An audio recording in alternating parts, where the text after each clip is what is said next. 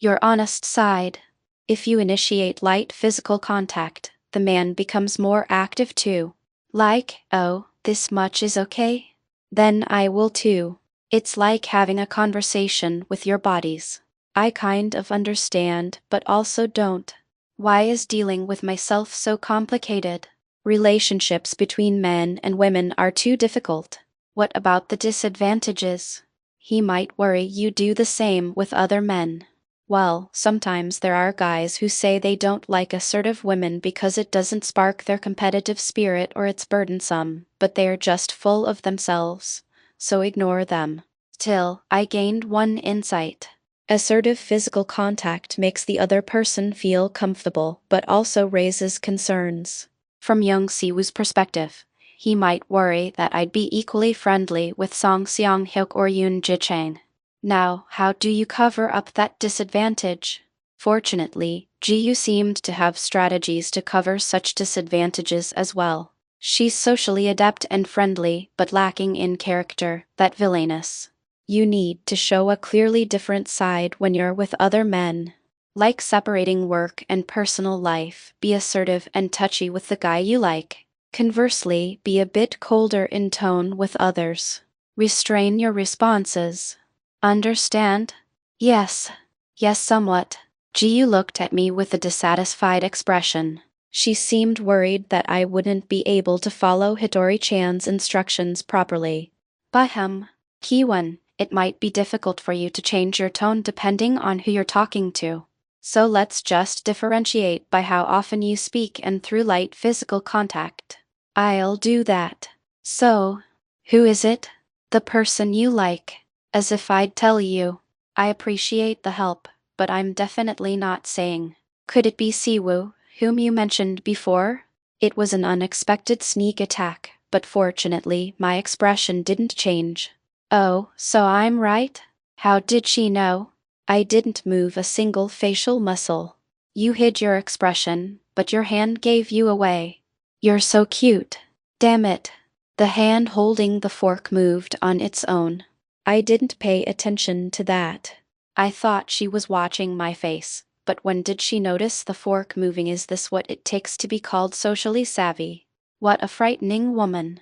In my previous life, I wasn't immune to being caught off guard by her straightforward conversation style. Perhaps that's why I'm still being swayed even now as Min Ki-won. How are you two? Are you dating? I shook my head vigorously. What? Are you in the talking stage? That's the fun part, right? How far have you gone? Do you think he'll confess? Or is it not at that level yet? I couldn't keep up with the barrage of girl talk, so for once, I truly became Hitori-chan. I don't know either. Ji-yu grabbed both my hands in one swift motion. How do you feel? Would you like to date him? That's I regret consulting her. Ji-yu now knows something unnecessary. If I take revenge on Ji-yu in this state, her anger might be directed at Siwoo. I had worked hard to separate them, but I lost control just because my hand trembled slightly. My perfect revenge plan is in jeopardy. A phone rings and Ji-yu's gaze turns to the phone on the table. Ah. Her expression, which had been bright until just a moment ago, instantly soured. She looked like someone who had just seen garbage crawling with maggots in the middle of a meal. Excuse me, I need to take this call. Ji released my hand, answered the phone, and stood up, speaking in a voice I had never heard before. Yes, father. The stiff, businesslike tone of Ji, who had always used a cheerful tone with everyone, even with someone she had once exploited. Yes, I'll be home soon. Yes. She was a different person. Focused on the call, she had the eyes of a viper, as if she could devour someone. Chapter 69. So, who are you? Yes, father. Yoon Ji-yu's stiff and businesslike tone was a stark contrast to her usual cheerful manner that she used with everyone, even those she had once swindled. Yes. I'll be home soon. Yes. She was a different person. As she focused on the call, her eyes were like those of a viper, as if she might devour someone. Though I was too far away to hear the voice on the other end, from the glimpses I caught, I could tell she was quite angry. I understand. Yes. See you later. After ending the call, Yoon-ji approached me with her phone still clutched in her hand. She let out a sigh so heavy it seemed like the world might go dark. Her behavior was so unfamiliar that I was taken aback, even though I appeared busy blowing on my hot tea. Ah, shit. Having observed Yoon-ji up close longer than anyone else, and having been used by her many times, I could confidently say this was the first time I'd seen her curse so openly in front of others. She wasn't the type to drop her image management in front of others. Does this mean she sees me as easy to deal with? Or perhaps she relies on me more than I thought? No. Even this could be an act. I scolded myself for almost falling for it like a sucker again. I must maintain my guard until the end. The Yoon-ji before me is a formidable opponent I can't afford to underestimate. The moment I think I've won, she'll flip the situation and destroy my advantage. Though I've never seen her sigh and curse like this before. Still, be careful, hot, hot, hot, hot. My hand trembled and I burned my tongue. If I had swallowed in surprise, I would have burned my throat too. Fortunately, I calmly spat just enough back into the cup to avoid spillage. Are you okay? That's why you shouldn't drink so hastily. The macaroon looked so goo my pronunciation slurred as my tongue felt numb. Without even trying, I was becoming Hitori-chan. PFFT what a dummy. Unintentionally, I had caused Yoon-ji to lower her guard. Shall we go after we finish eating? Father is calling for me. Ah. Your father? Yes. He cherishes his daughter so much that he gets like this whenever I'm out of his sight for even a moment. What kind of person was Yoon Guancheol again? I'd helped with her performances many times, but I'd never visited her home. I remember her often saying things like because father called, because father expected it, because father wanted it, but that was all. There was never any description of what kind of personality he had, what his preferences were, or what kind of person he was. If my memory serves me right, Yoon-ji avoided mentioning her father altogether. I didn't know she disliked him enough to curse. Yoon-ji gulped down half a cup of coffee that was still steaming hot. Her cup was placed on the saucer with a loud clatter. Let's go. What? I've only eaten one macaron. I'll buy you more later. Let's go home early today. But must I give up what my body desires like this? I can't allow that. Since I'd tasted gelato in my previous life, I quickly grabbed the ciabatta I was most curious about while being dragged away by Yoon-ji. Regardless of whether the white flour covering the bread would get on my hands. I took a bite of the ciabatta in my hand. After cutting through the tough exterior, I reached the chewy inside. The texture was amazing. It was savory and delicious. Rather than having a particularly strong flavor, it was mild and subtle. Delicious. Yoon-ji only noticed the ciabatta in my hand when we reached the bus stop. Is it good? I held out the half-eaten bread to her and asked. Want some? With one eye half closed, Yoon-ji let out a chuckle. The bread I offered disappeared into her mouth in one go. My ciabatta, I hadn't meant for her to eat all of it. After devouring the ciabatta in one bite, Yoon-ji said with drooping eyes, sorry. I skipped breakfast, so I was hungry. And no, it's fine. I just learned today that I'm the type to feel regretful over losing a piece of bread, so let's call it even. But let's go eat there again sometime. Ah, of course. Of course, of course. How about after our next practice session, like today? Good. Sounds good. Yoon-ji smiled brightly and grabbed my hand tightly. Through her slightly trembling fingertips, an emotion was conveyed. Shall we go? How strange. Wistfulness is an emotion that should never be associated with the Yoon-ji I know. Asterisk, asterisk, asterisk, I'm home. I learned that Yoon-ji was from a wealthy family thanks to Yoon-ji Chang, who spent money lavishly on his hobbies. At first, I just thought, I see, But when I heard the story of him getting beaten by his father after spending a fortune, and that his father was Yoon Gwancheol, a famous Korean violinist, I knew for sure. A two-story house with a garden and parking lot in an expensive neighborhood. Triple A plus in terms of assets alone, comparable to our Professor Baek Junjin if I had to make a comparison. Of course, our new house is more impressive, and having lived at Professor Baek's home for a long time, I wasn't particularly impressed as we passed through the large gate. I even slightly scoffed, thinking, this house doesn't have a maid coming out to greet us. I guess I've become quite the princess after living as Min Ki-won for a month. As I tried to follow Yoon Ji-yu toward the living room, I was delayed because my sneakers had Velcro. Afraid of losing sight of Yoon Ji-yu as she strode ahead, I hastily tore off the Velcro and stepped into the living room. Then, a large figure suddenly emerged from the left side of the corridor, from the living room. Startled, I took a step back and looked up, only to hear a chillingly heavy voice from high above. I wondered who this friend was. So it's you. The perfectly round glasses, contrary to their smooth curves, gave a rigid impression. Perhaps it was due to the sharp gaze behind the glass. He wore round frames to hide his viper-like eyes, but it was of no use. Looking at Yoon Gwancheol with his thick eyebrows, I realized that Yoon Ji-yu and Yoon Ji-chang had inherited softer eye shapes from their mother. I had seen him in photos a few times, but seeing him in person, his intimidating presence was truly remarkable. Perhaps it was due to his tall stature, but his downward gaze felt particularly piercing. Yoon Ji rushed over and grabbed my arm. You'll scare her if you look at her like that. She's easily frightened. Let's go, Ki-won. As I was being led inside by Yoon Ji-yu's guiding hand, Yoon Gwancheol suddenly called out to me. You're Conductor Min Seok-han's daughter, aren't you? Yes. Yes, sir. Being pulled along by Yoon Ji-yu with hurried steps, I couldn't properly see Yoon Gwancheol's expression, but judging by his long exhale, it was likely close to a feeling of I've wanted to see you.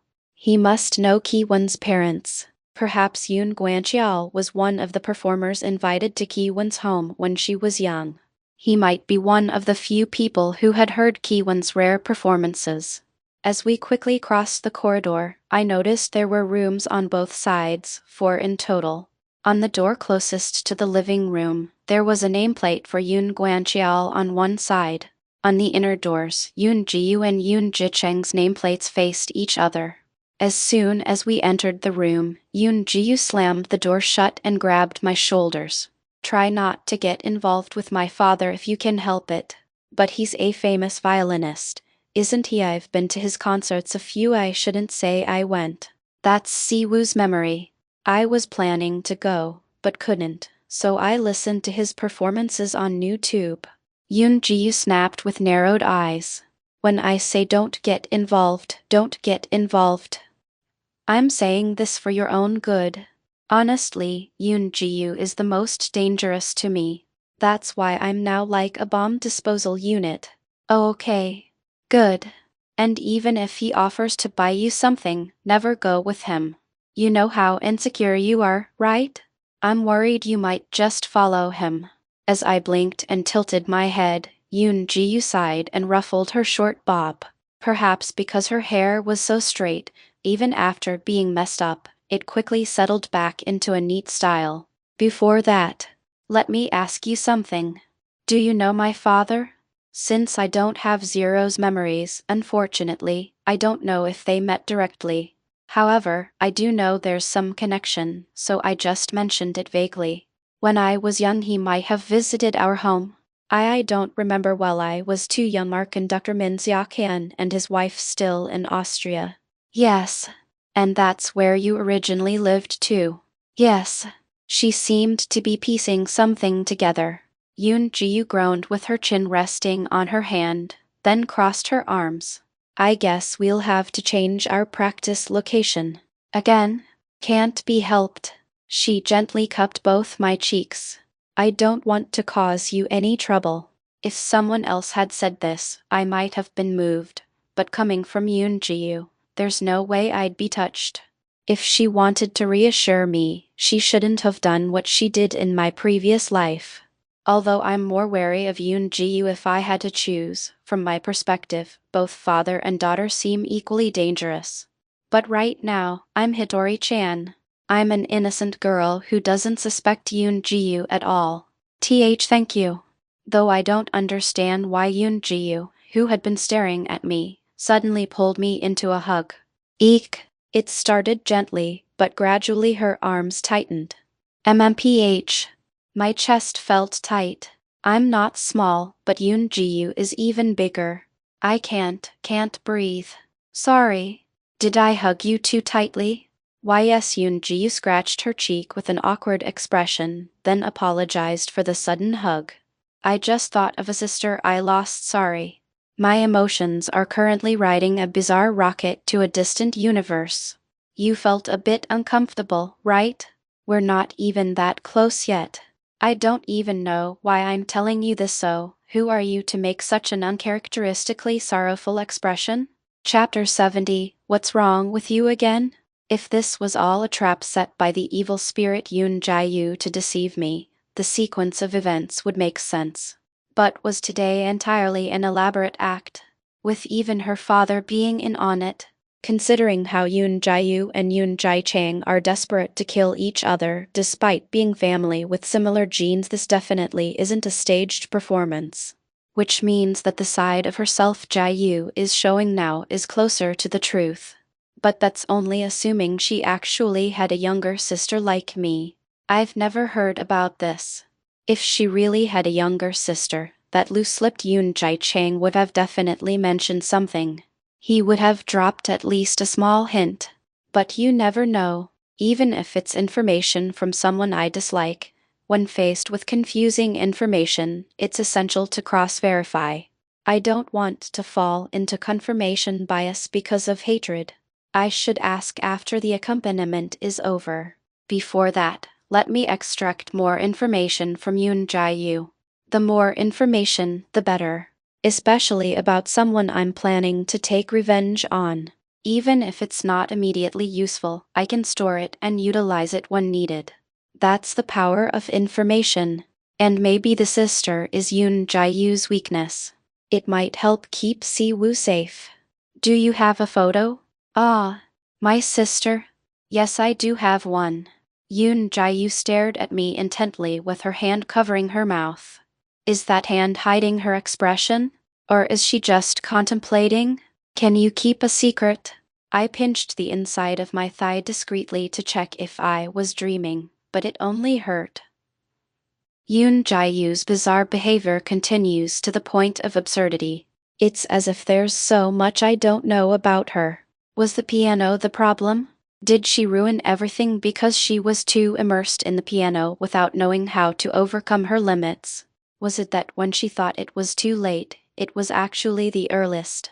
Did she ignore solutions that were available to her because she didn't want to distance herself from piano playing? Perhaps the piano was like a drug to me. I lived without realizing how addicted I was. Oh, of course. You're not lying, are you? Of course not. Yoon-ji, now back to her usual self, displays a rather relaxed smile. If you don't keep it, I'll go tell Si-woo, the one you like, everything. Eek. And no, please don't. Every deal comes with a price. You know that, right? While I think it's ironic coming from someone who has used everyone she's met, I'm curious about what she's hiding that makes her keep revealing these layers like an onion. I responded with a promise and an affirmative nod. After fiddling with her phone for a moment, Yoon-ji showed me a photo. I noticed a girl with plain brown hair standing close enough to touch cheeks with Yoon-ji, who had much longer hair than now. Surprisingly, she didn't resemble Yoon-ji much, and she appeared to be around Kwon's age.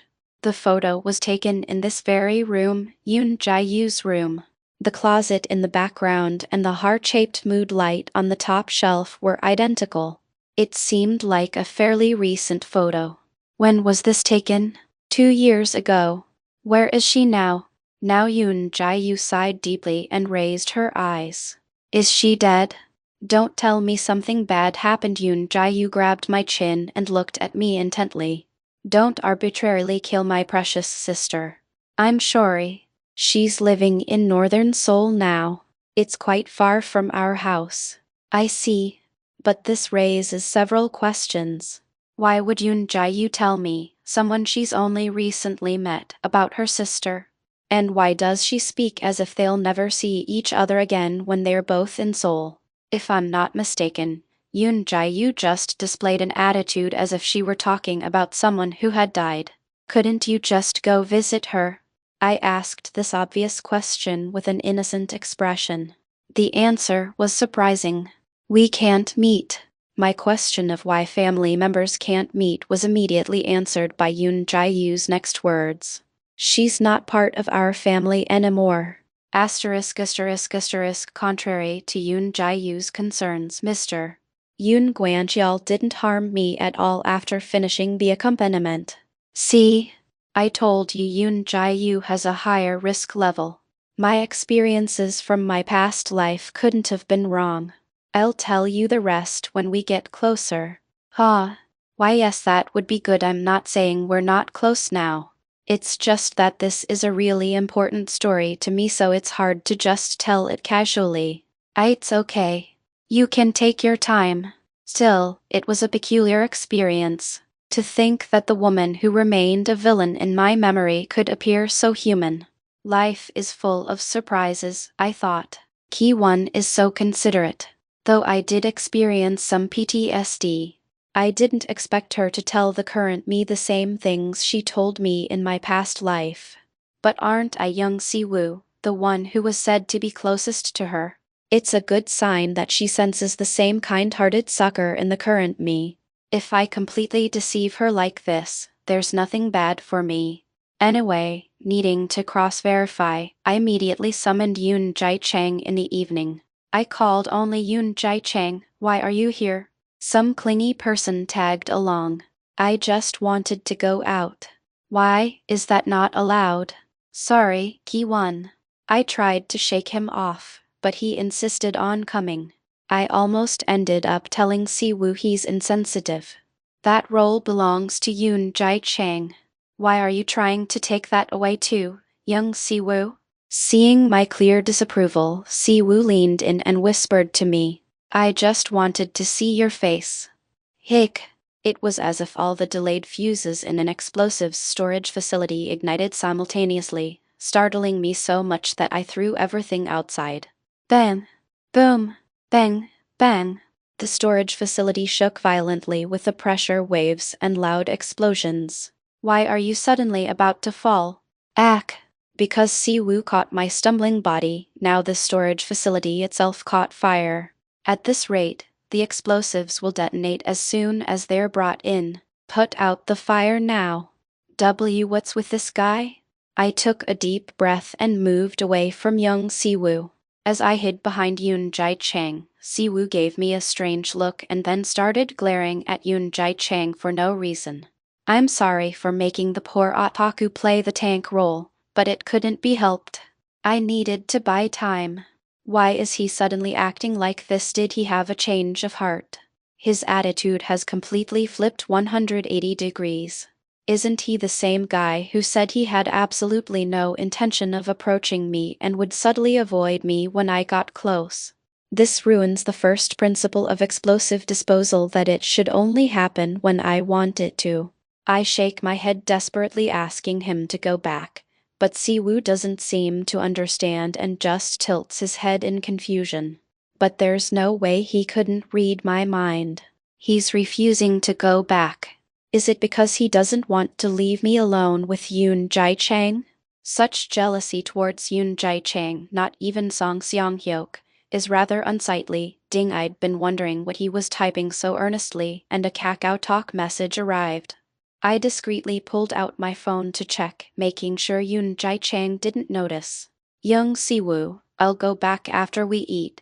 Young Siwoo, talk to Yoon Jae-chang then. Young Siwoo, it would be more suspicious if I left right after arriving. Not only did he notice my true feelings, but he also offered a solution. I knew the me from 3 years ago had grown. but I didn't realize he'd grown this much. At this rate, he'll catch up to me soon. He might even surpass me in an instant. After all, he has Min Ki-won by his side, excellent fertilizer that accelerates his growth. It's all thanks to me. Yes, thanks to me. The ultimate life mentor who came from the future to teach composure, calmness, and even how to overcome the walls of performance. This was only possible because of me. Young Si-woo should be grateful. If it weren't for me, his life would have been as twisted as mine. The happy young Si-woo would never understand how unhappy the end was, even if I explained it in detail. Me, okay, when he launches such an aggressive offensive, my body's instincts start to go wild. Should I tell the truth and persuade him to restrain himself? Then Si-woo would just interpret it as, you're making excuses because you're embarrassed, pretending it's really Ki-won's request. Anyway, he's already lost his mind and doesn't care whether my self-awareness is young Si-woo or Min Ki-won. In a way, this is the perfect opportunity to fulfill Min Ki-won's request right before young Si-woo falls completely, but the timing is too early. I still haven't recovered all my memories from when I was 6. I need to protect the explosives storage. I don't want to succumb to myself and break my promise with Ki-won. This isn't easy, but perhaps because my body recognizes itself as Ki-won, my physical reactions to Si-woo's proximity have intensified. As a result, managing the explosives isn't easy either. I wish young Si-woo would understand my predicament and voluntarily maintain some distance. He probably figured it out after seeing me today because it's me. Because it's myself, he can't not know. If he doesn't know this, he's not young Si-woo. I'll have to knock some sense into him. If he acts insensitively like this again, I won't join him for walks or practice sessions. I'll run away with the leg strength I've built up from walking Strelka. Chapter 71, Fire. Hey, did Yoon-ji tell you about that? Yeah, she did. As soon as I mentioned his sister, Yoon-ji looked startled. It is amazing. After we broke up 2 years ago, she was so afraid of Dad that she didn't tell anyone. Dad? Mr. Yoon Gwanchal. Oops. Ki-won, this is a secret. You can't tell anyone else. How many secrets has he already casually let slip? Here. I have a photo too. Cross-verification successful. Yoon-ji also had the same photo that Yoon-ji had shown me earlier. So, she wasn't really family. Dad brought her home when we were young. Adoption? Yeah. We lived like family. Until Yoon-ji blinked and stared at me intently. It felt like he was emphasizing that I must keep the secret. After I promised to take him along for video recording if I broke my promise, Yoon-ji gladly accepted and continued his story. Until our dad cancelled the adoption. My first thought was like father, like daughter. I wondered if Yoon-ji's habit of using people and discarding them when they were no longer needed was inherited from someone. But no matter how much I disliked Ji-chang, I couldn't say such things about his family to his face, so I swallowed my words. There were some legal issues, so the complete cancellation only happened early this year. 2 years ago, he just sent her back to her original parents. I see. Well, it was shocking either way. We didn't even know she was adopted. Despite looking a bit different, we naturally thought she was our mother's daughter. Is that possible? We lived together since we were very young. I'm only a year older than her, so it's not strange that I don't remember. Well, that makes sense. How many people in the world have complete memories from when they were 2 years old? So, why are you asking about Jin Si-byuk? Her name is Jin Si-byuk? Yeah, she's the same age as you. Jin Si-byuk. What a pretty name. I should remember it. Yesterday I went to Yoon-ji's house, and she suddenly hugged me as if she thought I was Jin Si-byuk. Gasp. Really? Yoon-ji covered his mouth with his palm, looking anxious. Has she already started working on you? Be careful. Be careful of what? She's done this to countless girls. She only approaches naive-looking girls like you. As expected. I had slightly hoped that Yoon-ji might have some hidden family history and wasn't actually a bad person. That was my mistake for hoping. Of course. Yoon-ji is Yoon-ji. She targeted gullible people in her past life, and she almost got me in this one too. The only difference is how she enchants men versus women. If it weren't for Yoon Ji-chang, I would have fallen for it. She'll probably start treating you like a sister, acting like she'd give you her liver and gallbladder, but once you're completely taken in, she'll throw you away when she's done with you. That's when we follow our plan, right? Exactly. The plan is simple. When Yoon Ji-yu tries to discard me, I'll cling to her persistently. Following Yoon Ji-chang's directions about her schedule, I'll show up at her school and annoy her. I'll convince her to talk privately, asking for just a little time in a quiet place, somehow luring her to an empty lecture hall. But it won't actually be empty. Yoon Ji-chang, being the ultimate social butterfly, will invite tons of people under the pretext of sharing snacks he bought overseas with his close classmates and seniors. When voices get louder inside, people outside will grow curious and gather around the door. Finally, they'll witness Yoon Ji-yu's true face. Yoon Ji-yu will likely play innocent, claiming she doesn't know what I'm talking about, but that's when Yoon Ji-chang's hidden card will be revealed. She did the same to me. She did the same to me too. Former victims who were listening outside the classroom will pour in as if on cue. There will be Yoon Ji-yu's second-year classmates and juniors like me whom she played with and discarded over the past few months. Some will record videos. Others will spread it on social media. Some will call more people. Some will report to professors. The scene will instantly transform into chaos. But well, knowing the crazy woman in our house, she might remain unfazed even in that situation. I strongly agree with Yoon Ji-chang's assessment. In fact, right after Yoon Ji won second place in the Paganini competition, her misdeeds at Korea National University of Arts surfaced one after another. But Yoon Ji never actively explained any controversy. When reporters asked related questions, she showed no reaction at all. Literally, not a single change in expression. She didn't understand what she had done wrong. You need to know what's wrong. As humans, there are things we should and shouldn't do. It's fortunate that her younger brother Yoon Ji-chang is so humane. Perhaps he grew up learning from the negative examples of his father and sister. Anyway, let's keep deceiving her carefully from now on. Sure. And I grabbed Yoon Ji-chang's shoulders with both hands. Gasp. Kwon is touching me, then I grabbed his neck and shook it violently back and forth. Ack, cough. I gave you enough money for Korean beef, but you abandoned Siwoo and just went out to play. Do you want to die? Ugh, that's he may not be as bad as his sister, but he deserves punishment for breaking promises. I tormented him until he admitted his mistake and surrendered, then let go. Phew. I thought I was going to die. Drama queen. My grip isn't strong enough to kill someone. Yoon Ji-chang's thoughts are obvious. He could have escaped anytime if he wanted to, but he endured it because our skin was touching. Rubbing his sore neck, Yoon Ji-chang raised his index finger. Right. How about throwing more bait that Yoon Ji might like? Bait? She seems heartless, but she actually has some weak spots. Tell me. As I've mentioned several times, even though Yoon Ji-chang appears kind, Mr. Yoon Guanqial's blood flows in him. Perhaps that's why he occasionally shows his cruel side wrapped in innocence. What if you casually mix in things our mom used to say?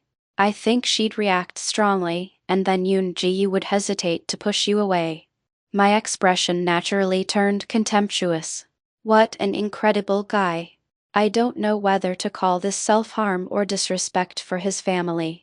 Bringing up an aunt who passed away more than 10 years ago, Yoon Ji-chang seems to think I don't know about his mother's situation, so he's suggesting it casually, but if I take this bait, I'll be the only one looking like a bitch.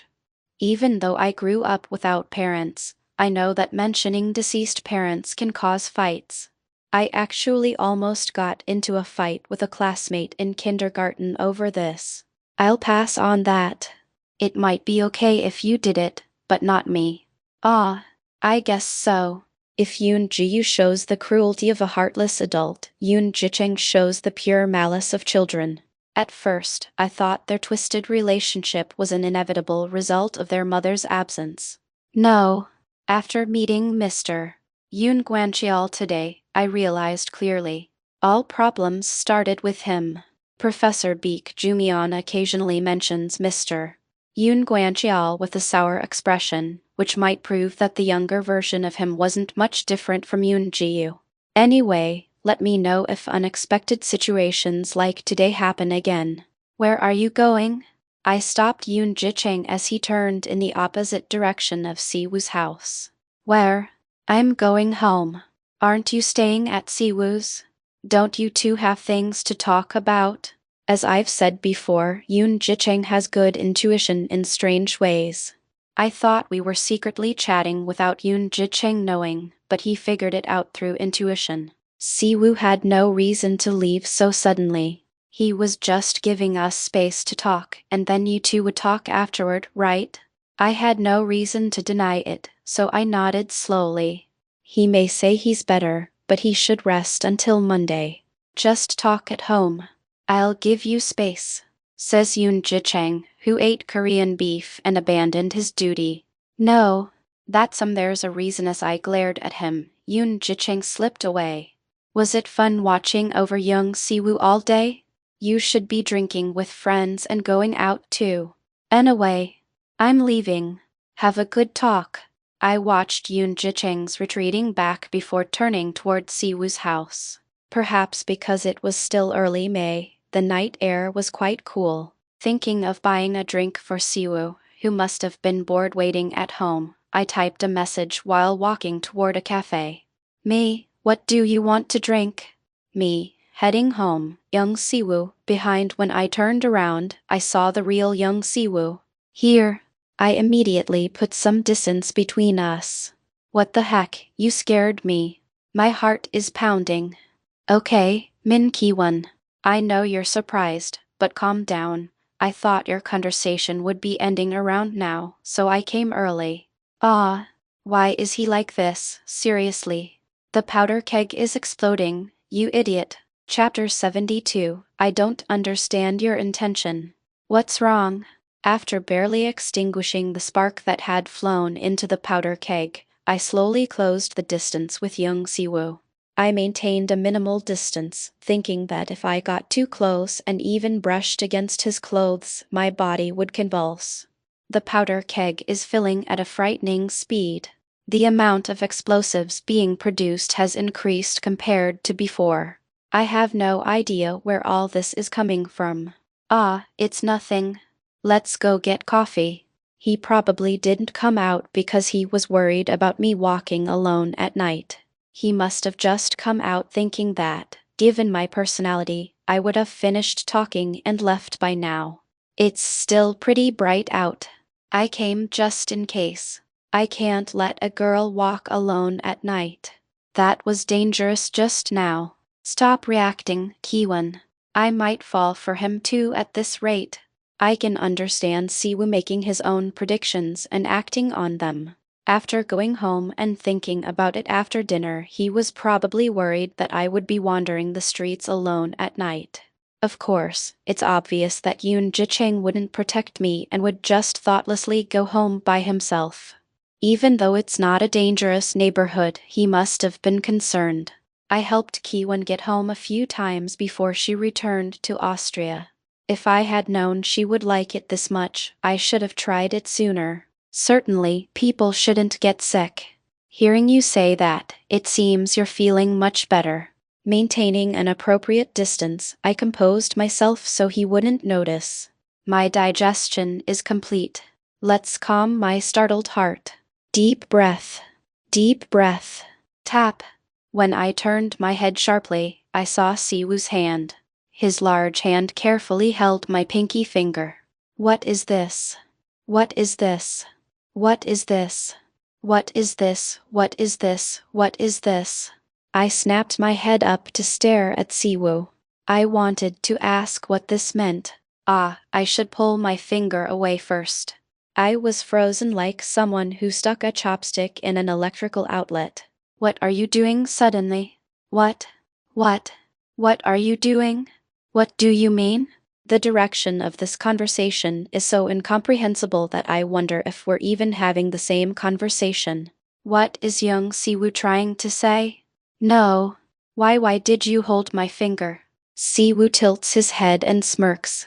Just because. Just because? Where did that come from, you jerk? It's because you like Min Ki-won. Why can't you just be honest? If you keep beating around the bush like that, Ki-won will be disappointed.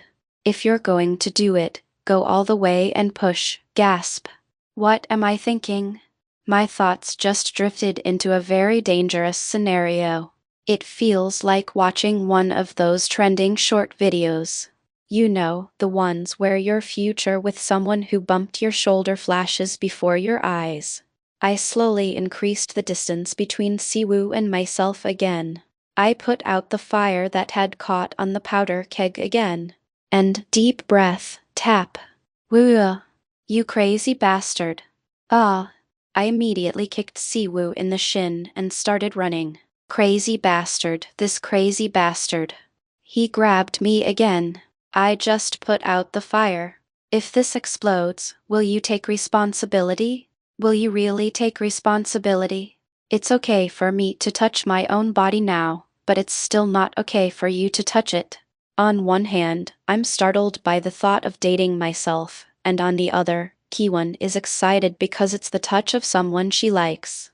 The two emotions mix together until I can't tell what's what. Wait. Why are you running away? There's no cafe that way. Stop. When I stopped in place, Siwoo also stopped running. We stood a few meters apart, panting and staring at each other intently. The cool breeze of a late spring night passed by, ruffling our hair. I don't understand what you're thinking. You haven't forgotten, have you? It's me inside, you know that, right? I know. You know, and you're still doing this. So what's different? It's different. It's the same to me. Wow, this crazy bastard. How much brain damage has he suffered? Are you saying it doesn't matter who's inside as long as it's Min Ki-won's appearance? Wait, would I have been the same? I understand, but since I'm the one inside, I can't accept it. My goal was to capture young Siwoo, but I can't handle such a rapid development. Didn't you say you'd wait until Ki-won returns? I told you. Siwoo straightened his back and boldly uttered something insane. To me, that Ki-won and you now are exactly the same. Ki-won, that was really hurtful just now. No, you don't think so? Really? Why? Because I am Min Ki-won. The concept is somewhat tangled, but the consciousness is definitely, even if you and I share the same consciousness. So what? The bodies are completely different. It's even my type. Is it wrong to show that I like you? The devil in my unconscious screams. Isn't that all true? Don't try to deny it. If I were young Siwoo, it would be natural to be attracted to Min Ki-won with such low defenses. But, you, why are you being so aggressive? Is that a problem? No, I mean, if you were me, you'd know. The noble being Min Ki-won. Me, who was worried about getting close to her. If he shares those memories, I can't understand how he can approach so recklessly. No matter how low her defenses are, she's not someone you can just touch, and you started it first. Me? Yes, you started it first. Siwoo frowned and began walking toward me. With each step he took, I stepped back. If you had an aversion to yourself, why did you come so close? Subtly asking me to touch your cheek. Asking me to pat your head. Why did you do such flirtatious things? FFL flirtatious, am I wrong? Do you really think I'm wrong? There were reasons why I had to. It was just part of my job as a bomb disposal unit. I was only seeking stability for this body so that when the important moment came, I could transfer all opportunities to Min Ki-won. I have absolutely never done anything flirtatious. You might have had your reasons. But then I should understand too, right? If we share the same consciousness. Why, yes, that's true. But I don't understand. What were you thinking when you did those things? Why doesn't he understand? If he put himself in my shoes, I see. Young Siwoo has never experienced being in Min Ki-won's body. He doesn't know how a girl's overflowing affection shakes the body. If you want me to understand, explain it so I can. Otherwise, I can only perceive you and me as different beings. Even thinking we're the same being with different bodies, I'm still attracted to you. And it turns out our consciousnesses are somewhat different too. That feeling keeps getting stronger. And yet you want me to stop? Then you shouldn't have tempted me like that. I had assumed that Siwoo would naturally feel the emotions that only I was feeling. I hadn't considered that because our environments are completely different, barriers were gradually forming between us. I'm sorry. I bowed my head deeply.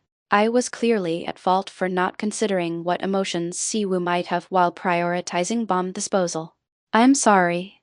I'll restrain myself from now on. Don't restrain yourself.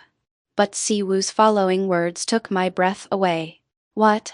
I said you don't need to restrain yourself. Step by step, he quickly closed the distance with his long legs. No matter how hard I ran with legs strengthened by walks with Ruka, I couldn't overcome the physical difference. Siwoo blocked my path in an instant, lowered himself as much as possible, and said to me, I know you're a traditional girl. It's natural since I was a traditional boy. If the problem is that we're being ambiguous with skinship without properly defining anything, then okay. This is too fast. The development is too fast. So fast that my mind can't keep up. Let's date properly. That works, right? Siwoo, inexperienced in love and unable to maintain a steady pace, seems even more uninhibited after having once been stopped from confessing. And I, also inexperienced, can only stammer in confusion. I'm not sure if this is right. I don't know what to do. Both of us are so awkward that we don't know what's right or what's wrong. We don't know. We're just going with the flow, relying on instinct. What's the right thing to do? Ki-won, what's the correct answer here? You don't know either. Right. Of course, since we're both clueless amateurs. As long as we don't do that, right? Right? Min Ki-won had no intention of rejecting young Siwoo's confession. Even now, my mouth is trying to say I like you on its own. My consciousness is barely holding back my tongue, which is on the trigger. You'll come, right? When it becomes dangerous, you'll definitely come, right? We promised each other, didn't we? Can I trust you? Do you trust me? I've made up my mind, but my mouth won't cooperate. I'm worried if I should really say this. I'll say it. I'll say it. I'm really going to say it. Okay. I'll give you time to think. I'll come to your house next Monday morning to walk the dog, so give me your answer then. Wait. I'm going. Perhaps afraid that I might reject him immediately, Siwoo turns his back and walks away from me. In that moment, instinct overtook reason. Knowing that speeding would lead to an accident, my body still commanded me. As if I couldn't let him go a second time. Wait. I sprinted and grabbed Siwoo's wrist. My flushed cheeks. And my trembling voice. I'll buy you coffee, so take it with you. What am I trying to say? Chapter 73, I really don't know. Wait. I grabbed Siwoo's wrist after sprinting with all my might. My flushed cheeks. And my slightly trembling voice. I'll buy you coffee, so take it with you. What am I even trying to say? Okay. I wonder what Siwoo is thinking. We walked to the cafe together in complete silence. Neither of us knew what to say. This was the first time we'd been in a situation like this.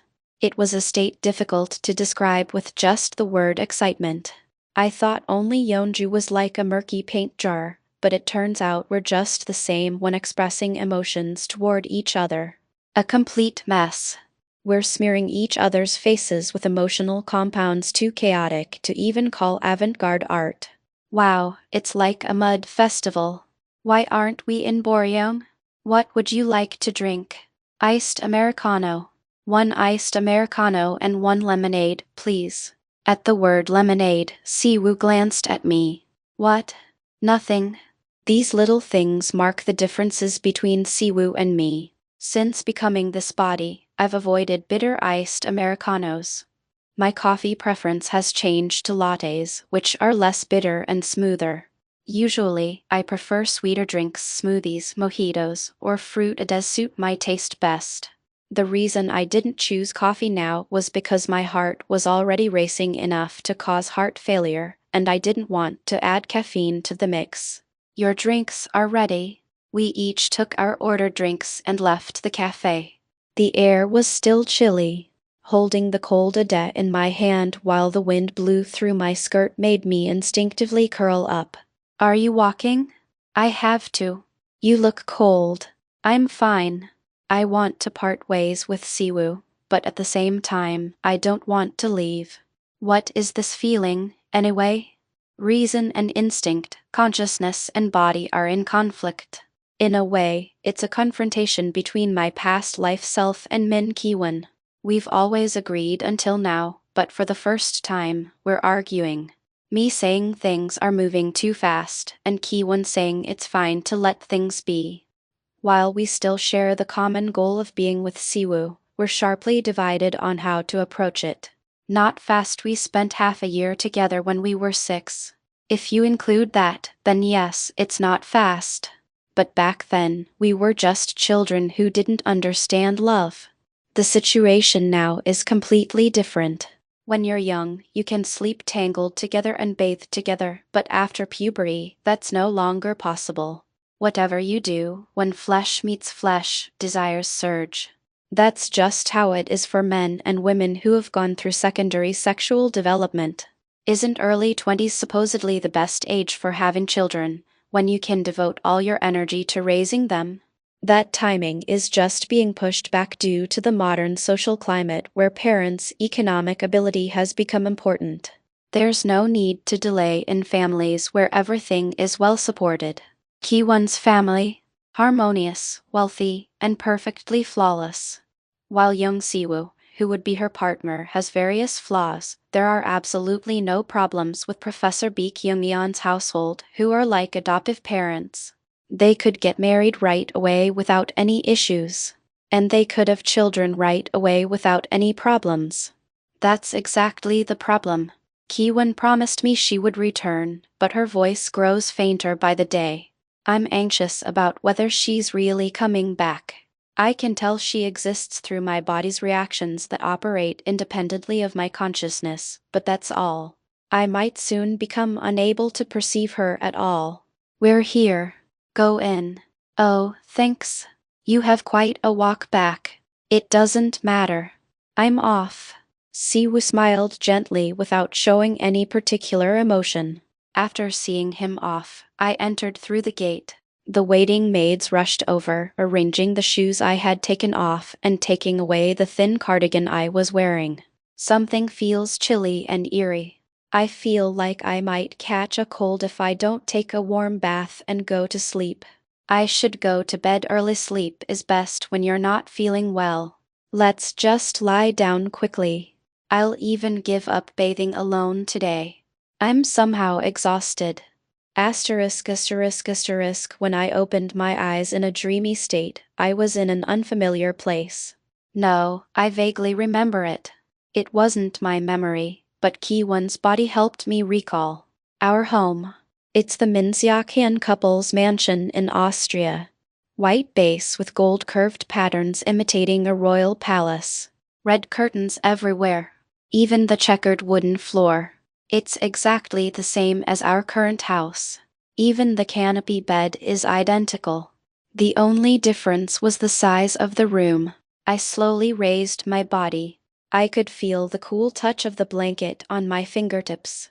Though I recognized it was a dream, The sensations were so vivid that it was hard to distinguish between dream and reality. My viewpoint is low.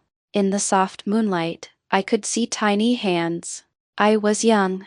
This must be a memory from when I was 6. What's strange is why I was sleeping in Kwon's bed. As I fumbled around the bed in the darkness, I touched something. Someone curled up like a turtle, sleeping soundly under the blanket.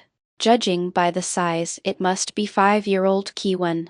Careful not to wake her, I cautiously moved to the edge of the bed and stretched my legs toward the floor. My legs were short, and I struggled before my toes finally touched the ground. When both feet landed on the cold wooden floor, I shivered. I pulled back the canopy where moonlight was seeping in and slowly moved forward. A spacious room. Tall, vertical windows lined the wall. Turning my head, there was a fireplace on one side and frames of artwork filling the other. Feeling the gaze of somewhat eerie figures in the frames, I moved toward the window. The moon hung brilliantly in the sky, with soft lights from the garden below. There seemed to be a town in the distance, with lights flickering from roads and buildings. It was a beautiful and mysterious night view. How could I not remember such a fantastic scene? Was I really so obsessed with the piano that I locked away all memories of Kwon?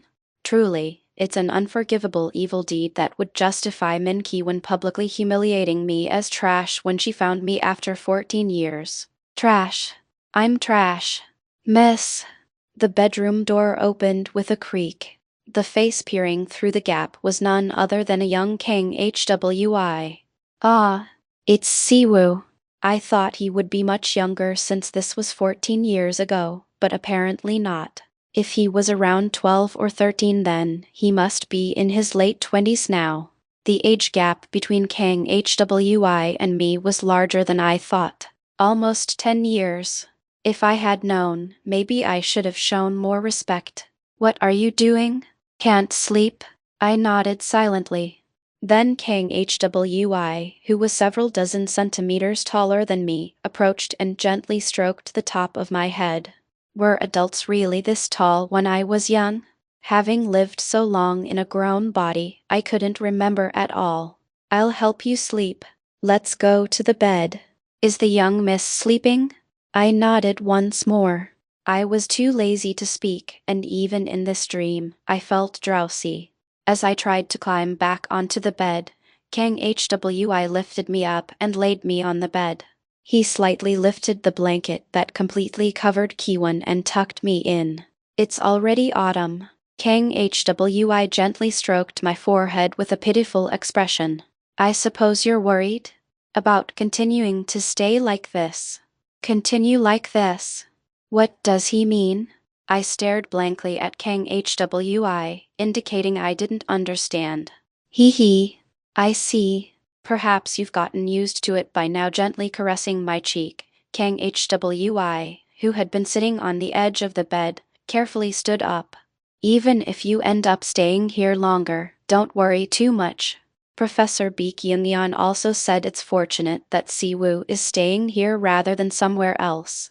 Pushing his body through the gap in the canopy, Kang Hwi waved goodbye. Sleep well. Tomorrow's breakfast is bagel sandwiches, your favorite, so make sure to come eat, okay? The canopy closed smoothly, blocking the moonlight. I blinked blankly at the tent covering the bed. It's October. Suddenly, I recalled exactly when this dream was taking place. In just a few days, I would be returning home. It's a day in early October, exactly half a year after my birthday.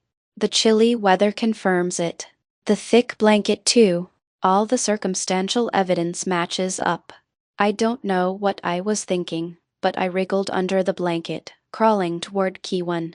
Thinking that I would soon leave, I wanted to say a few words to her, even if it was just in a dream. I was regretting the past when I left without properly responding to Kwon's marriage proposal. But what I saw when I lifted the blanket wasn't Kwon. It was young me. Young Siwoo. Startled, I fumbled around, but there was no mistake.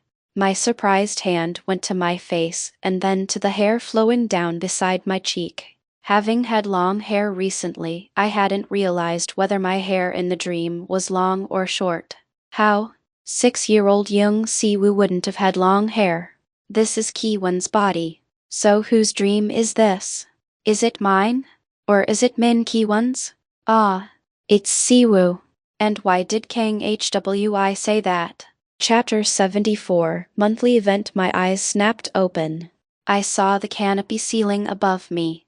I bolted upright, pushed aside the canopy, and jumped out of bed. Oh, you're awake? Should I prepare breakfast right away? Wait, there's something I need to ask before breakfast. Yes. What is it? I looked around to see who was nearby, and once I confirmed that only Kangwei and I were in the room, I whispered in her ear. Did I ever switch bodies with Siwoo when I was 5 years old? Kangwei showed no particular reaction to my words. More precisely, she froze completely still. Even when I stepped back, she continued staring into space without moving an inch. Kangwei? Ah, I'm sorry. Clearing her throat, Kangwei straightened her posture and looked around.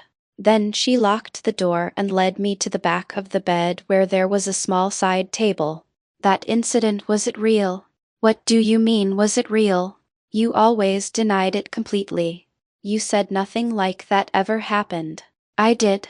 Ah, right. You're Miss 26. From the circumstances, it seems the body swap between Kwon and me is an established fact. But apparently Kwon lied to her family, claiming it never happened. Certainly, when we looked at the album together before, Kangwei just kept saying how cute we both were with a fond expression. She didn't seem to know anything. Tell me in detail. Since I'm 26, I don't know exactly what happened with Zero, but it came to me in a dream. If that's the case. I sat down with Kangwei on the edge of the bed mattress after pulling back the canopy. First of all, you firmly insisted that nothing like that happened. I don't know what kind of dream you had, but you said it was just a dream. I see. Okay, I understand. On April 9th, we ate seaweed soup together at home and then fell asleep in the same room. The next day, something strange happened. Min Kwon claimed she was Young Siwoo, and Young Siwoo claimed he was Min Kwon. Mr. and Mrs. Min, including Kangwei, questioned the two children about the facts, but after days of discussion, the result remained the same. Kwon and Siwoo had switched bodies. Unfortunately, Siwoo had a flight booked to return with Professor Baekhyun a few days later. Mr. and Mrs. Min, who decided to keep this matter secret, convinced Professor Baek by saying Siwoo seems to want to stay here longer. Even after Professor Baek left, the two children lived completely differently from their usual selves. Kwon was shy and quiet like Siwoo. Siwoo was talkative and cheerful like Kwon. They spent about half a year like that, except for when Siwoo briefly returned to Korea with Professor Baek due to visa issues. The two of them essentially spent 6 months together and switched bodies. Until you firmly denied it later, the master, mistress, and even I all believed it was true. Anyone could see they had switched. They themselves said so. Fortunately, in early October, we miraculously returned to our original bodies. And Kwon firmly told her parents and Kangwei that she wanted to give Siwoo a chance to learn piano from her mother and thank you for playing along for 6 months. It was too convincing to be an act by a 5-year-old child. But if Kwon said so, who could argue? In the end, Mr. and Mrs. Min and Kangwei regarded those 6 months as a simple happening and moved on. And then, from her birthday the following year, different personalities began to appear in Mrs. Body. Could it be that the body swap between Kwon and me had affected her dissociative identity disorder? If so, that means I'm partly responsible. I'm just asking this in case, miss.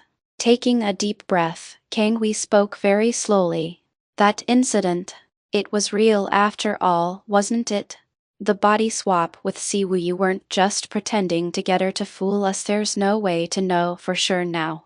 But if Kwon wanted to keep that fact hidden from everyone, I should respect her wishes. So that's why they didn't know. If it had been confirmed that we had switched bodies, everyone would have naturally accepted Kwon's declaration at the airport. I'm going to marry my Appa. Yes, Kwon's future husband could only be Siwoo, who had seen everything there was to see about her. When Kangwi first showed me the guidebook, there would have been no reason for her to answer vaguely that she didn't know who Min Kwon liked. No, that's not it. It really wasn't. Siwoo and I were just pretending. Really? What? You don't believe me?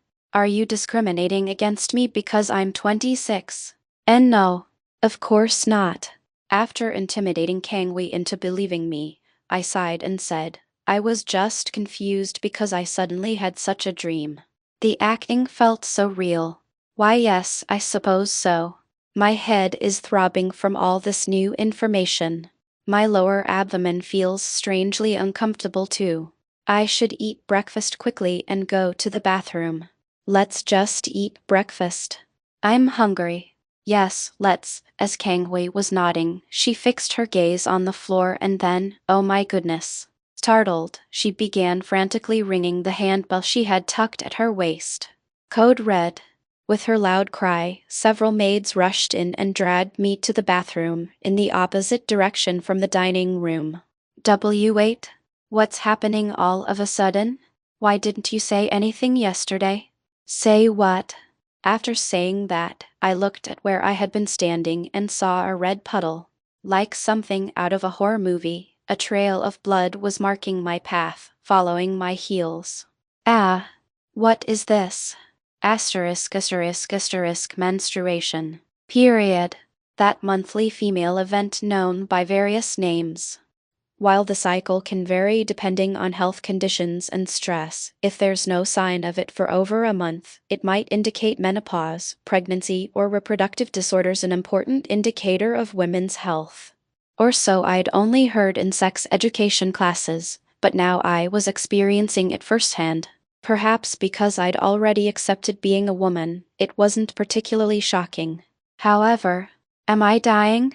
No, you won't die from this. But that dark red stuff just gushing, it wasn't gushing like a broken faucet. Stop exaggerating. Make sure to write in my will that I loved young Siwei was terrified.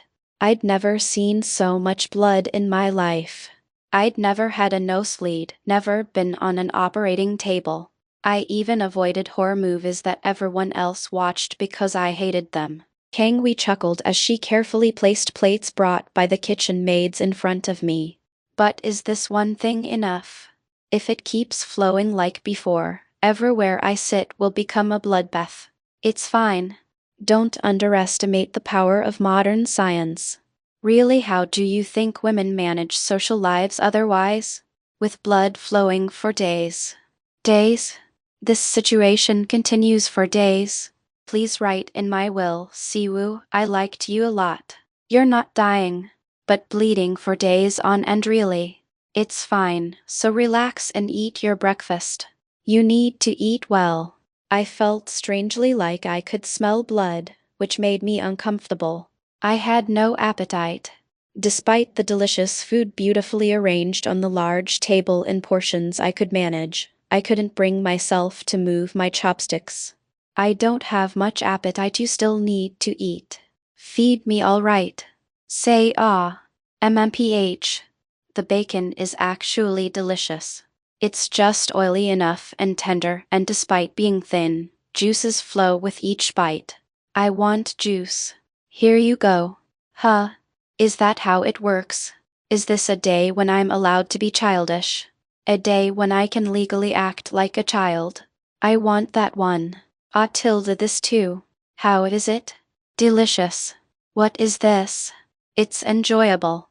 My lower abdomen is aching and my back is sore, but I'm experiencing such bliss that it's bearable. This is nice, having that day. Being able to receive such treatment once a month. Even though I'm called Miss, I've always felt awkward about being too demanding. But today, I have no reservations whatsoever. Because I'm in pain. I'm hurting. Wah. Ugh, is it that painful? I'm dying, that's right.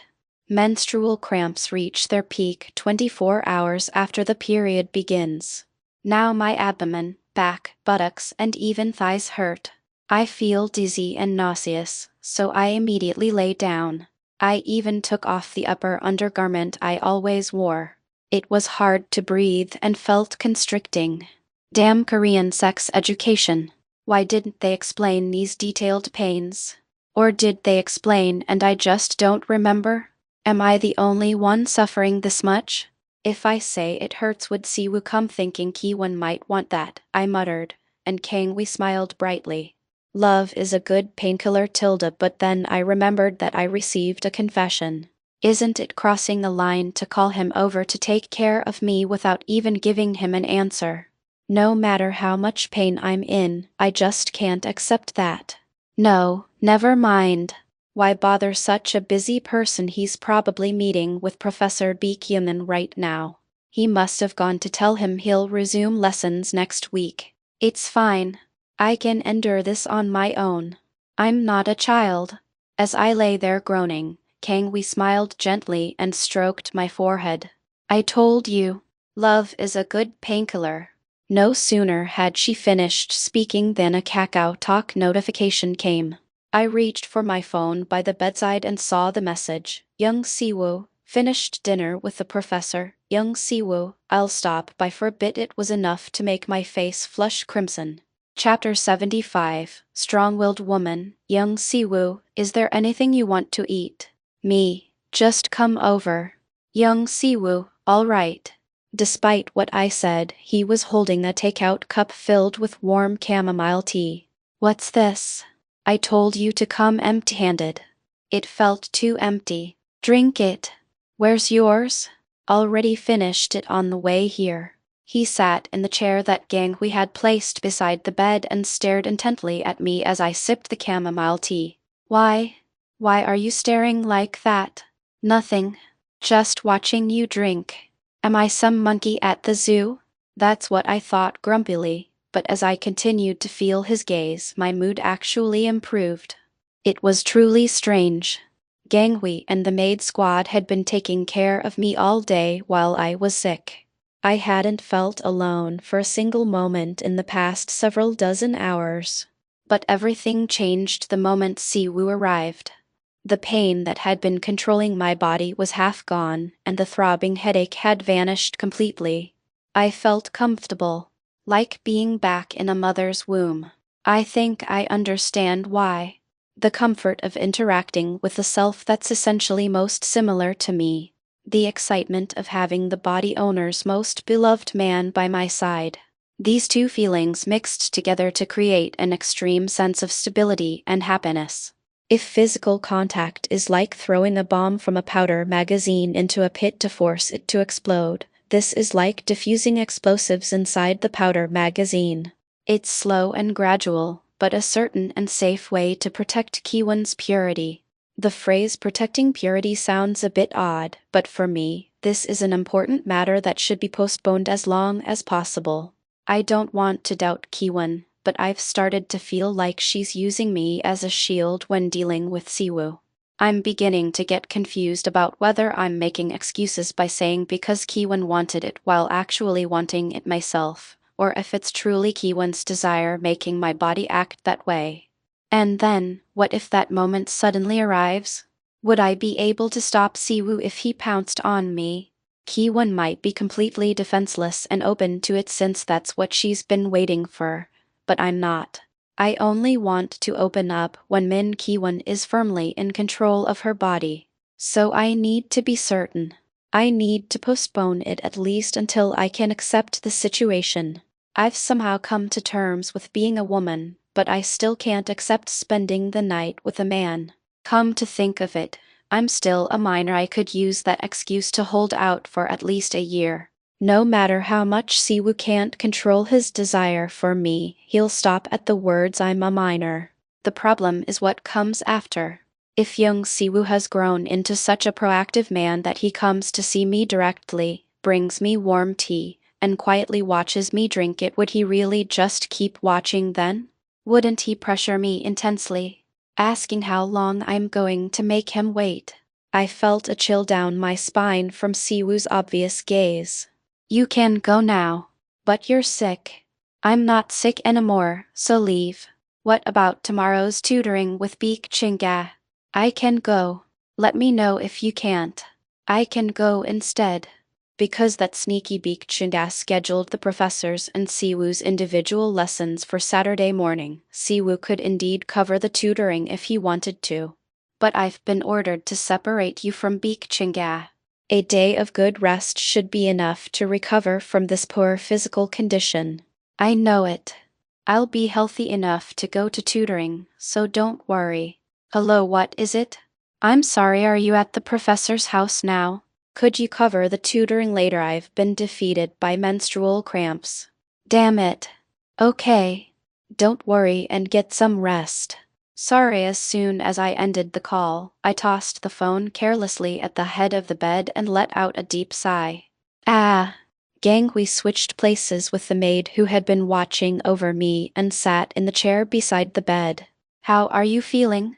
Like crap. The first and second days are always the worst. Miss Zero used to take about 2 days off each month because of it. The world is too unfair. Why did God play such a cruel trick on the precious bodies that need to bear children? It's like a threat that if you don't conceive during your fertile period each month, you'll continue to suffer this pain. Getting pregnant would be even more painful anyway. No matter what you choose, only hell awaits. This is a day that makes me feel unnecessarily grateful to all mothers in the world. Would you like a painkiller? I already took one earlier. It's okay to take up to 2 pills, morning and evening. Then I'll take one. Even with painkillers, the effect only lasts 3 or 4 hours. After that, the pain starts again. Some people say they barely feel any pain during their period. How did Kwon end up failing this game of chance? It's definitely better than this morning, but I'm so sad thinking that I'll probably be like this until at least tomorrow morning. Swallow it well. Is there anything you'd like to eat? I'll bring you anything. I don't know what suddenly comes to mind. Are snacks and sodas notorious for being unhealthy? With limited money to spend on snacks, my options were restricted. Since I wasn't someone who ate much anyway, I often made do with a bag of chips and a can of drink as a meal. Of course, the expensive ones were really expensive, so I always went for the cheapest products, taking full advantage of bulk sales.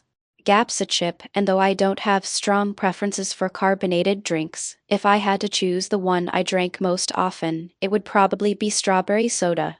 It's not that I chose to drink it, but rather that when I was living at the professor's house, the refrigerator was stocked with strawberry soda because of Beek Chinga, so I naturally ended up drinking it. I later found out that it's a drink that divides opinions quite sharply. But when you're sick, you naturally crave what you used to eat most often. Strawberry soda. Gangwee's expression showed curiosity, as if he found my choice unusual. All right. Please wait a moment. As summer approached, even though it was almost evening, the sky outside the window was still painted with a red sunset. Sleep. The red light seemed to hypnotize me.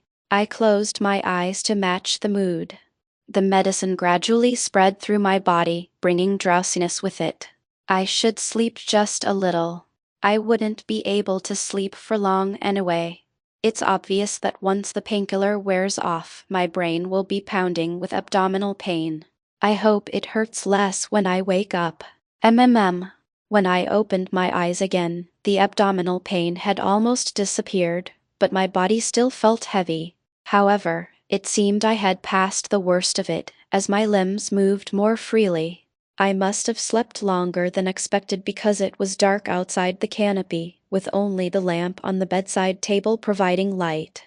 As I struggled to sit up, I heard movement outside the canopy. You're awake? It was Siwoo's voice. He's coming and going like this is his own bedroom now. What are you doing?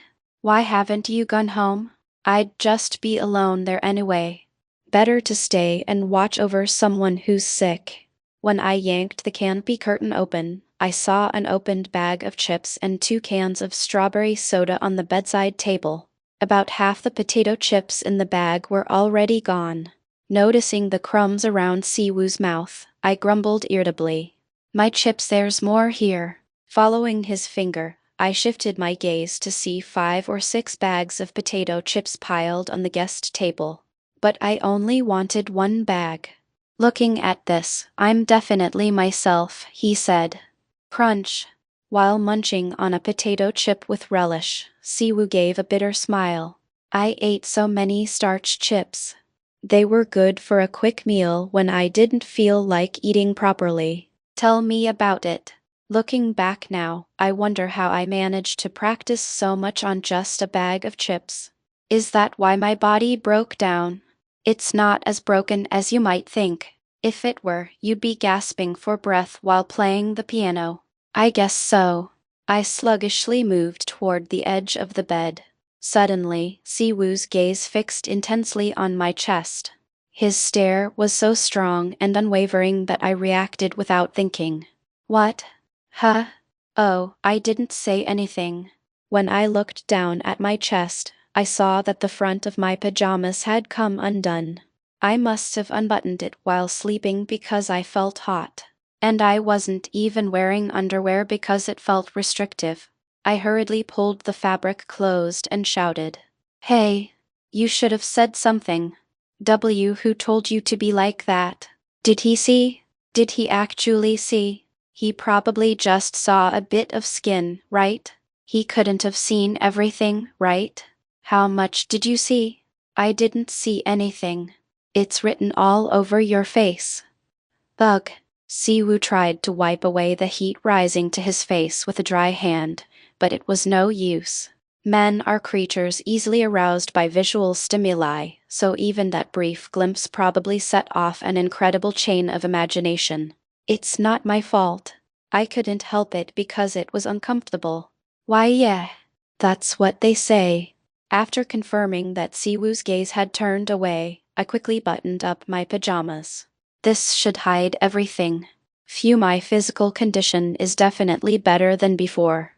I should eat the chips and strawberry soda Siwoo brought and go back to sleep. The crispy potato chips crumble, filling my mouth with a salty taste. This unhealthy taste. It's the best. But Siwoo's gaze was still directed at my chest. He wasn't staring directly, but rather glancing furtively while pretending to look elsewhere, but I could clearly feel him stealing looks. I thought he was just taking quick peeks, but is it that obvious, Kwon? You could have said something before. There was no need to make me realize it this way. What is he looking at so intently? Looking down again, I noticed something protruding through the thin pajamas. Having had time to get familiar with my physical body, it took me less than a second to recognize what it was. My hand shot out reflexively and struck Siwoo squarely on the forehead. Don't look. Chapter 76. Did you save a country in your past life? Where on earth is she going with such enthusiasm? As I lowered my gaze again, I noticed the thin nightgown had caught on something, causing it to protrude noticeably. Having had time to become intimately familiar with my body, it took less than a second to recognize what it was. Without thinking, my hand shot out and struck Siwoo's forehead with perfect accuracy. Don't look. The impact nearly sent Siwoo toppling backward in his chair. He barely managed to regain his balance and sat up straight, glaring at me with wide eyes. You haven't forgotten, have you? I'm still recovering. I don't care, what the hell? How can you just stare so openly? Was it that obvious? Good grief. He's not even embarrassed. Is he acting this way because he knows we share the same consciousness?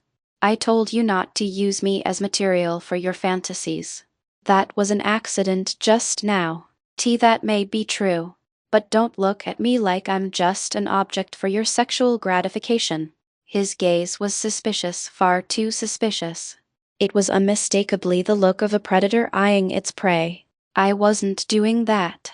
I just saw it, so I looked. Perhaps it's because I've become aware of being a woman. I'm reacting extremely sensitively to things that would have seemed trivial if I were still a man. What's even more surprising is that despite witnessing this little incident, Kwon is simply feeling happy about it. Isn't she enjoying this a bit too much? If I didn't have the shield of being a minor, and if this wasn't our home, I could have ended up pinned down by this guy. Does Min Kwon even realize that? If I hadn't rejected his advances just now, it could have been dangerous. She's acting like an innocent girl who doesn't know this man at all. Wait, does she really know him? Truly, this is Min Kwon, who secretly loved me for 14 years. No matter how pure she might be, she couldn't have avoided the natural stirrings of desire that come with age. Yes, Min Kwon wants to become one with Siwoo. It sounds cheesy, but that's the fact. However, what she means by knowing well and what I mean by knowing well are worlds apart. Min Kwon only sees the surface of young Siwoo. She doesn't know about all the lustful thoughts piled up inside. If you're uncomfortable, I'll leave. Siwoo tried to get up, feeling apologetic. Good. Hurry up and go back. I need time to recover too. But no sooner had I thought that wait a moment. In an instant, the powder keg was filled to capacity. Now I understood why the explosives were accumulating faster and faster. It was all because of young Siwoo. The further away from him I get, the faster the explosives pile up. The sense of stability I feel when he's nearby transforms into longing when he moves away. There's an optimal distance. But getting too close also creates problems. Don't force yourself to get up. Just lie down. The rate at which explosives accumulate in proportion to the distance when he moves away skyrockets immeasurably when we make physical contact like this. It's fortunate if I can dispose of the accumulating explosives by throwing them into a pit. But the moment that speed is exceeded, the powder keg reaches a critical state where it could explode at any time. I released Siwoo's wrist that I had grabbed and retreated back to sit on the bed. Why yeah. Though, Siwoo slung over his shoulder the bag he had placed on the table chair. There's one thing I want to make clear. Then he suddenly began to speak seriously. Don't you think it's too much to tell me not to use you for fantasies when you know our situation? Whether I widened my eyes in shock or not, he blurted out words that only we could understand. Don't you think so? What is he, Jesus from Korea National University of Arts? Is he saying only someone who has never had impure thoughts about Min Kwon can speak? If we get into details, of course I've done many wrong things too. Even if I never clearly expressed it outwardly, my body would have reacted when meeting Kwon. But still, besides, I think it's actually safer if I do. What do you mean? Look. He approached me with heavy steps and whispered in my ear. I've been holding back, but even I have my limits. That's true. Min Kwon isn't the only one with a powder keg in her body. Young Siwoo has one too. The only difference is the rate at which it accumulates and is released. But listening to him makes me angry. This bastard is threatening to overpower me. Wow. Are you going to devour me or something? I might. What are you saying? So, patting my shoulder lightly, Siwoo shrugged. Control yourself. Honestly, I don't dislike your physical affection. It feels good, obviously. But the more you do it, the harder it is for me to hold back. The hand that had been touching my shoulder now moved to my forehead, smoothing my disheveled hair. My body instinctively curled up from the ticklish sensation. But you don't like it when I touch you like this. So I'm confused about what I should do right now. Kwon raises her voice. No, it's not that I don't like it. Then what is it? Is it because you like it too much? If I answer, can I handle what comes next? No, I can't. He doesn't seem like the young Siwoo I knew. The same goes for myself as I become Min Kwon. Even the me from 3 years ago seems out of my mind now. Being so proactive and aggressive? Is that really me? It's only been a month since you became that body. I know you're confused. So I'm not going to rush you to make a choice. About my confession the other day. You don't have to give me an answer. If you don't, I'll take it as a rejection. Nothing will change if you reject me.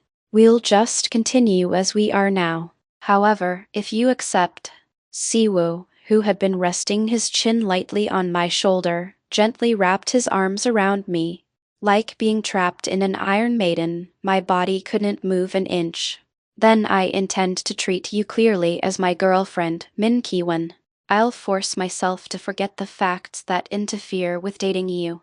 When I pushed him away with all my strength, thankfully, the arm prison that had confined me was released. I retreated slowly onto the bed. Seeing me frightened, Siwoo stepped back with a sorrowful expression. I don't like being confused. You agree with that, right? Because I disliked the confusion of not being able to define who I am, I forcibly stood in front of a mirror to imprint my existence as a woman.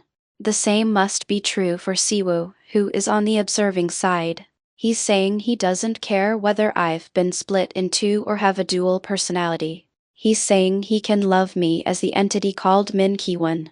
Whether it's to ease my mental burden or for his own desires, I can't tell. We have a long way to go. We have many goals to achieve. I lowered my head, clutching my trembling hands. I'm leaving. As Siwoo opened the door and left, I could only stare at the bedspread, unable to say anything.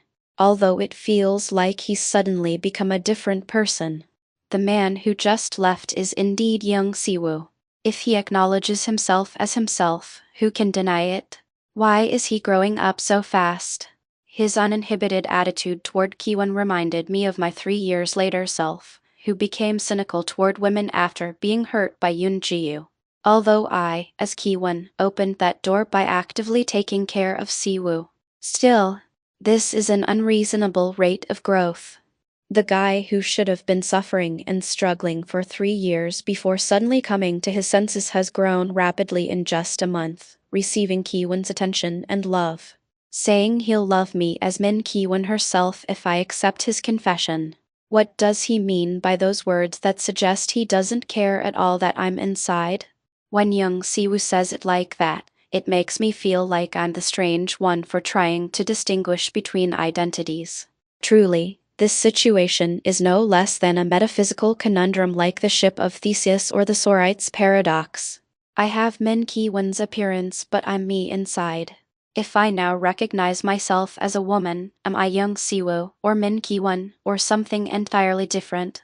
If a part of me becomes colored by Ki-won little by little each day, after 3 years pass like that, will I be Min Ki-won or young Siwoo? If such a person gives their body to Siwoo, what would that even be? Stop. Stop thinking about it.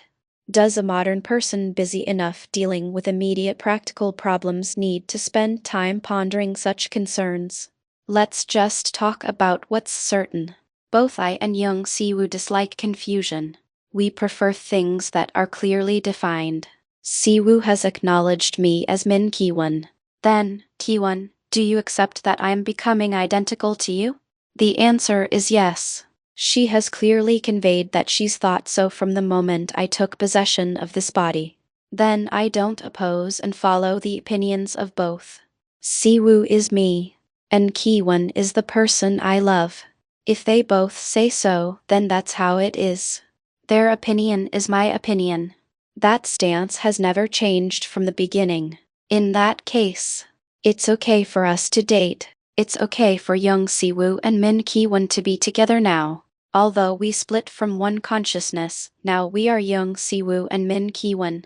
Yes, Min Ki-won's voice says that it is so, that there's no need to hesitate.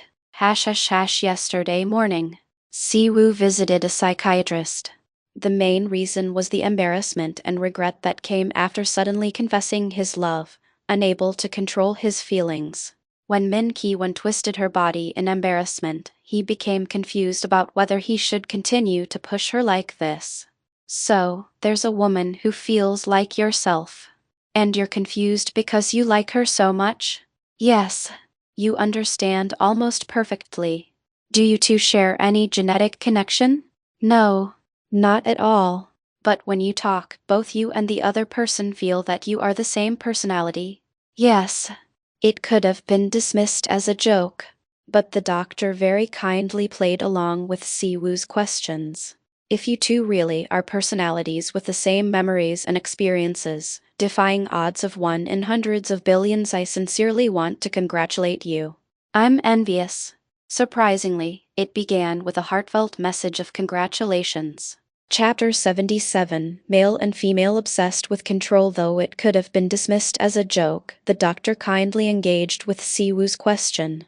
If you two are truly personalities with the same memories and experiences, defying odds of 1 in hundreds of billions, I sincerely congratulate you.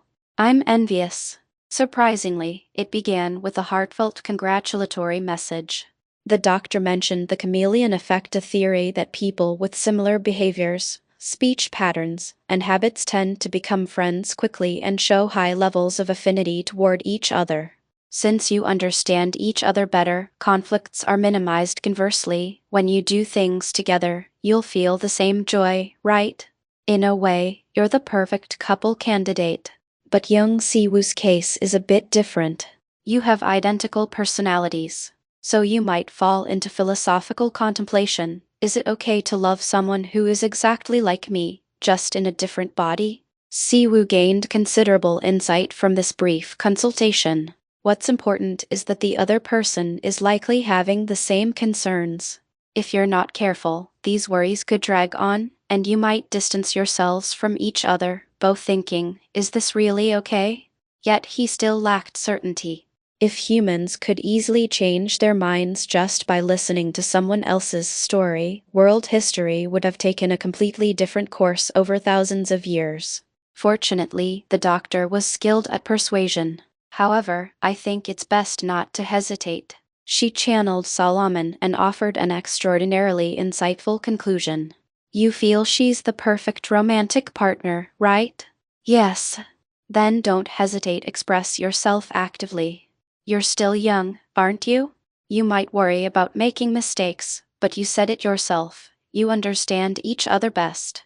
She gave Siwoo a thumbs up, encouraging him. If not now, when will you ever meet such a perfect girlfriend again?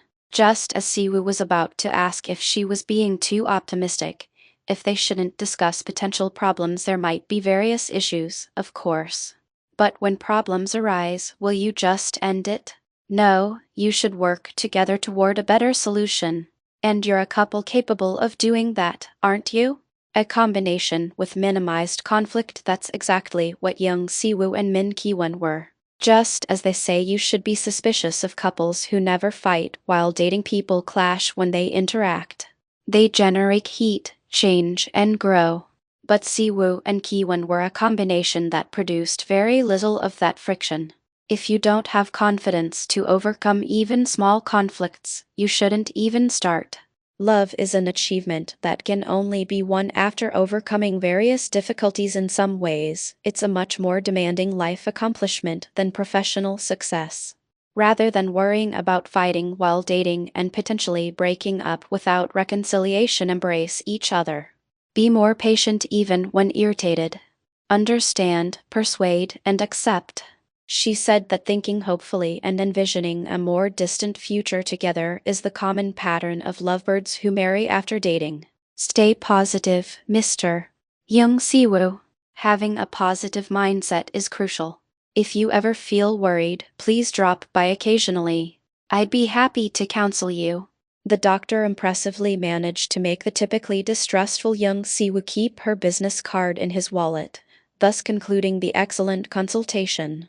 That's why, despite the awkwardness created by his sudden confession, Siwoo went straight to find Ki-won. The next day, when he heard she was sick, he didn't hesitate to somehow break through the thorny barriers Ki-won had erected and reach her heart, to convey his sincere feelings. About my confession the other day.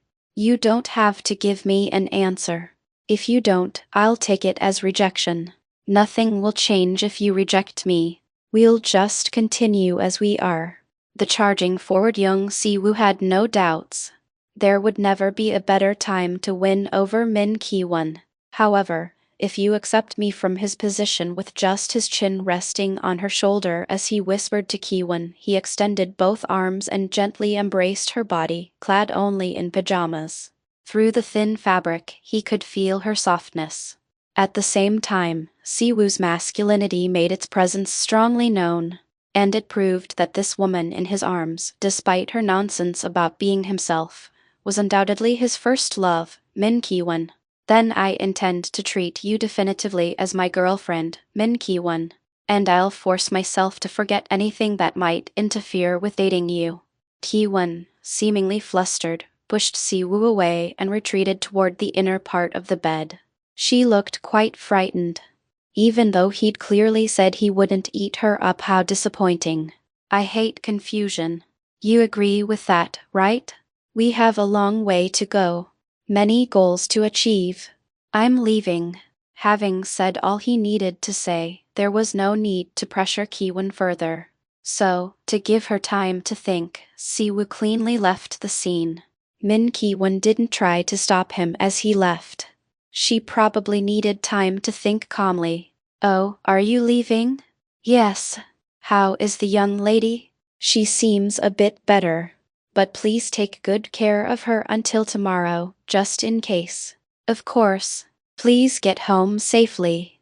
The maid who had introduced herself as the housekeeper, Kang Hwi, greeted Siwoo with a polite bow. Passing through the busy maids finishing up the day's work at the mansion, he reached the front door. Under the darkening sky, a wolf dog that had been running around the sprawling lawn bounded over to Siwoo.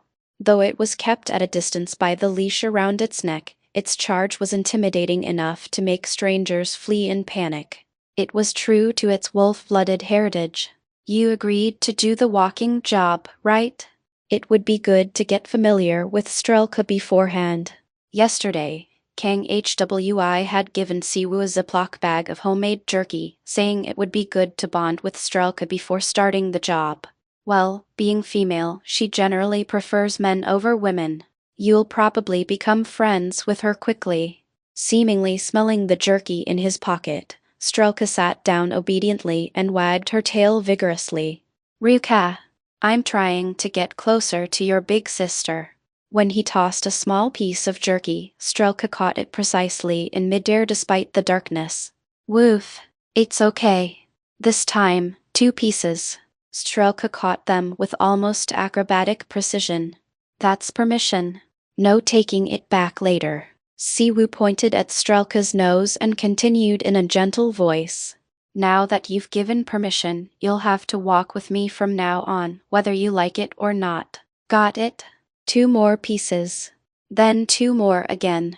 After happily eating the jerky, Rika let out a small owl, howl and spun around in circles. It was getting late, so she was probably ready for bed. This was mentioned in the guide to handling Rika that Kang Hwi had given him. Have 1 more before bed. Whoosh! The jerky flew and landed precisely in Strelka's mouth. She soon shook herself and darted into her house, which was placed on the lawn near the mansion. Due to the dog's size, the house was as large as a portable toilet. Since my sister-in-law has approved, it should be fine. Now all that remained was waiting for Kwon's answer. She probably wouldn't be waiting to answer him when he came for the walking job on Monday, so he'd likely have to wait quite a while. But he wasn't afraid. It was actually a pleasant wait, as long as he could be with Kwon during that time. After putting in his AirPods, which Min Kwon had bought along with the iPad Pro, Siwoo played Beethoven's Choral Symphony. It had become his favorite classical piece after being enchanted by Kwon's performance at a cafe this February. She won't really make me wait 3 years, will she? If she planned to make him wait until April 2026, when the real Kwon was supposed to return, Siwoo would somehow open her heart before then. Maybe until next year when she becomes an adult, but unless she reaches nirvana, it's impossible to remain this close for 3 years without giving in. I hope it won't be longer than a month. It would be a month that feels like a year. However, no matter how long it takes, he won't be lonely like before. I told you before. You have to pat my head when I want you to. You have to. Or else there'll be trouble. Because Min Ki-won wants young Siwoo. She wants to keep him close, to touch him. Even young Siwoo, who had failed to notice Baek Chung-ha's signals of interest, could recognize the strong affection shown to him by the woman he loved. Despite Min Ki-won never once saying she liked young Siwoo, he knew her too well almost to a fault. Only she didn't realize it.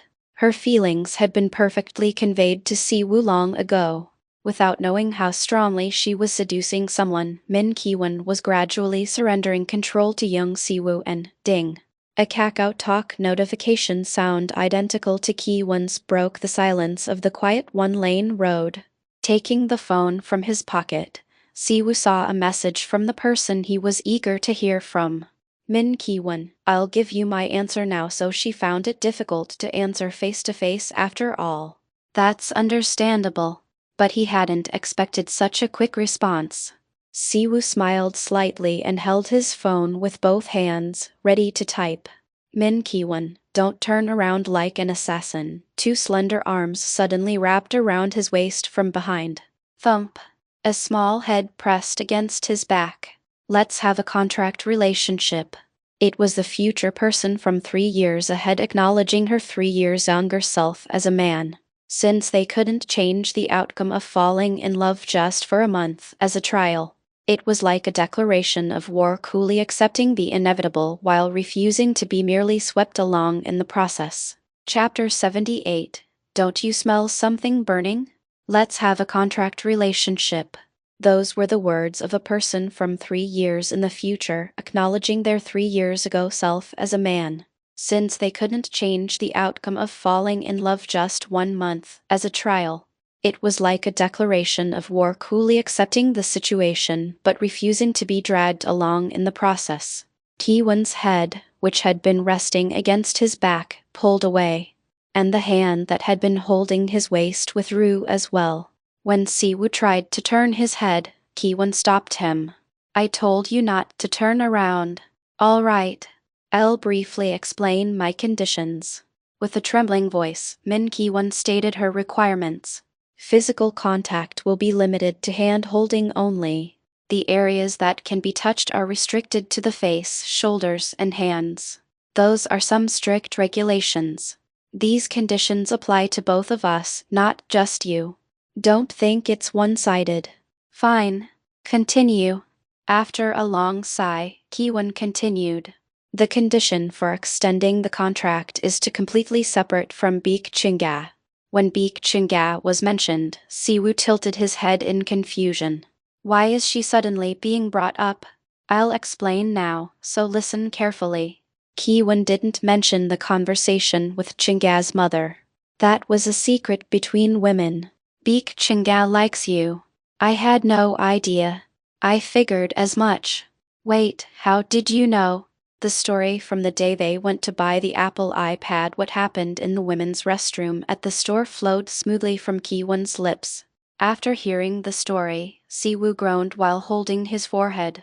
When I asked if she liked me, she didn't even answer. Seeing Siwoo react exactly the same way she had, Ki-won chuckled.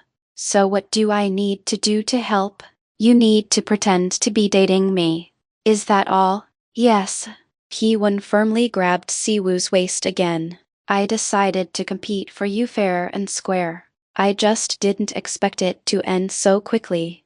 A war that ended just a few weeks after it began. But would Baek Chung-ga back down so easily? Absolutely not. If we start dating, doesn't that mean you win the competition? Would it end that easily? Though she didn't add any particular evidence to her rebuttal, that one sentence immediately created perfect understanding between them. Without definitive proof, she'll never back down. Proof meaning, probably a kiss. Siwoo fell silent as if at a loss for words, then gulped loudly. Ki-won smiled and spoke as if it were no big deal. Why are you so surprised? We just need to show her once. So that's why your contract extension condition looks like that. For a moment, Ki-won's small, cute laughter could be heard from behind Siwoo. Then she released her grip on his waist and slowly stepped back. It was a completely different situation from earlier when the classical music flowing through his AirPods had blocked out the surrounding sounds. Although a magnificent symphony was playing, strangely, he could hear nothing but Kwon's voice and footsteps. "It's cold, so I'm going inside. Rest well tomorrow and I'll see you Monday morning." "I'll come tomorrow too." "No need. You've already come 2 days in a row." He wanted to turn around and face Kwon, but because of her request, Siwoo kept his gaze fixed on the large gate in front of him. "What about you? You visited me in the hospital for several days. If my ribs break, feel free to visit anytime. I'll leave the door open. From what I saw, you seemed to be in more pain than me with my broken ribs." Kwon couldn't argue with that truth. Pressing his advantage, Siwoo continued. "Besides, even if it's a contract, dating is dating. Who would stop a boyfriend from visiting his sick girlfriend?" Kwon, who desperately wanted to send him away, jabbed at Siwoo with sharp words. "Piano practice. Aren't you going to do it?" But as if unaffected, Siwoo countered again. "Perfect timing. Come watch me perform tomorrow." Had she not wanted to be this close during their contract relationship? Even through Kwon's soft groan, barely audible over the classical music in his AirPods, Siwoo could imagine what expression she was making. Taking back his hastily spoken words, Siwoo began walking forward. "I'm kidding. I'll come on Monday." Was I being too forward? This is the problem with being inexperienced in love. I should hold back a bit from now on, as he muttered such thoughts to himself while walking toward the gate. Ding! A Kakao Talk message arrived. The preset message TTS function activated. Message from Kwon, "Come tomorrow. PFFD." He burst into laughter and turned around, but Kwon had already fled inside the house. The front door closing with a thud a beat later was proof of that. Is this really me? Could someone with young Siwoo's personality really act this cute? To adapt to this extent after living as a woman for just a month? Young Siwoo began to fear his own limitless potential. In that moment, a forgotten memory from when he was 6 years old returned. It was the same memory that Kwon had recovered through her dream this morning. So that's why. The 6 months they were forced to spend together due to an impossible situation. During that time, Siwoo had to live as a 5-year-old little girl, adapting so quickly to skirts, women's clothes, and a female body, even initiating physical contact with himself as a man. He had endlessly wondered how this version of himself could possibly exist. This makes sense now. At the same time, the possibility that Kwon was deliberately acting to tease him was completely ruled out. Hadn't they directly experienced the incredible mishap of their bodies being switched? If that could happen, there's no reason why Siwoo's consciousness couldn't be split in two and overlaid onto Kwon. The world occasionally witnesses events that science cannot explain. This situation is just one of those instances. And Siwoo trusts Kwon, especially if she contains a part of himself. As I thought, I like catching a ball with a glove. He kept his eyes fixed on Kwon. But nothing changed. I really like Kwon. Even if his personality had been overlaid onto her, Kwon was still Kwon. Young Siwoo liked both the past Kwon and the current Kwon. All of her. *Ah. Lying on my bed, I kicked the sheets wildly like someone thrashing in water. Ah. Why did I do that? Why did I do that? Why did I do that? I could have just told him to come on Monday, so why did I tell him to come tomorrow? No, Kwon. If you want to see Siwoo that badly, just live together. Don't act like a lovesick girl saying come see me tomorrow too while living apart, okay? Boldly declare it. Tell him to move in as a live-in son-in-law. I don't have the confidence to persuade him. Clearly, I have two options: either charge headfirst into our powder keg, knowing it might explode, or cleverly manipulate his competitive spirit until he self-destructs. It's not easy to persuade someone as stubborn as young Siwoo. If I suggested living together, he'd probably tell me to come to his place right now, just the two of us in a studio apartment. Wow. That's actually the situation I've been dreaming of. Living so close together in a small home, brushing against each other while going to the refrigerator, making eye contact across a small dining table, naturally clinging to Siwoo's back and pressing against him in Kwon. Calm down. Calm down. I frantically kicked my feet to calm my burning body. It wasn't much different from thrashing under the blanket while recalling embarrassing moments from my past. I could have handled the Beek Chunga situation by myself. I had been looking down on my 3 year ago self. But recent events made me acknowledge that he has grown as much as my current self. It was an undeniable fact. Could my past self have shown such composure in front of Kwon? Unimaginable. The current young Siwoo could be called an alpha male comparable to Song Seong-hyuk. Cocky bastard. Why did you grow so quickly and make me so impatient? He should have just followed my lead obediently. To think he would show such competitiveness and catch up to me, his own consciousness. Still, that is young Siwoo after all. Let's acknowledge what needs to be acknowledged. I was a man who had the potential to be an alpha male with just a little experience. Yes, it's not strange that I'm being swayed. It's because young Siwoo is extraordinary. Because he knows my heart so well. Because he keeps making me feel ticklish inside. That's why, unconsciously, I keep. Is it Kwon? Could it be that I like him? No, right? That can't be it, right? Liking yourself. That's truly insane. If I told anyone this story, they'd say, "Are you out of your mind?" Meanwhile, Kwon is consoling me, saying all 19-year-old girls in love act this way. The consolation doesn't help at all. I didn't want to end up like this. I thought I could hold out for at least 3 years. I believed I could. I need to hold out as long as possible with this contract. I absolutely must prevent him from crossing the line. A contract relationship is a kind of antlion trap, a form of gaslighting. The dissatisfied party can terminate the relationship at any time using the contract conditions as an excuse. The foolish man blinded by his first love has fallen into the trap. The moment he succumbs to desire and crosses the line, our relationship ends immediately. He'll end up begging me for just one more chance. Then I'll generously grant his request but add even harsher conditions. That way, the power will completely shift to my side. I'll be able to initiate physical contact only when I want to. Prepare yourself, young Siwoo. Chapter 79. Turn on your blinker before merging in. Wow, our new house is a 2-story building. The first floor is packed with the estate's basic facilities, including a spacious living room, dining area, quarters where the maids live, shower rooms, and various storage rooms for food ingredients and other supplies. The second floor contains my and Kangwi's bedrooms and bathrooms, as well as guest rooms and a study.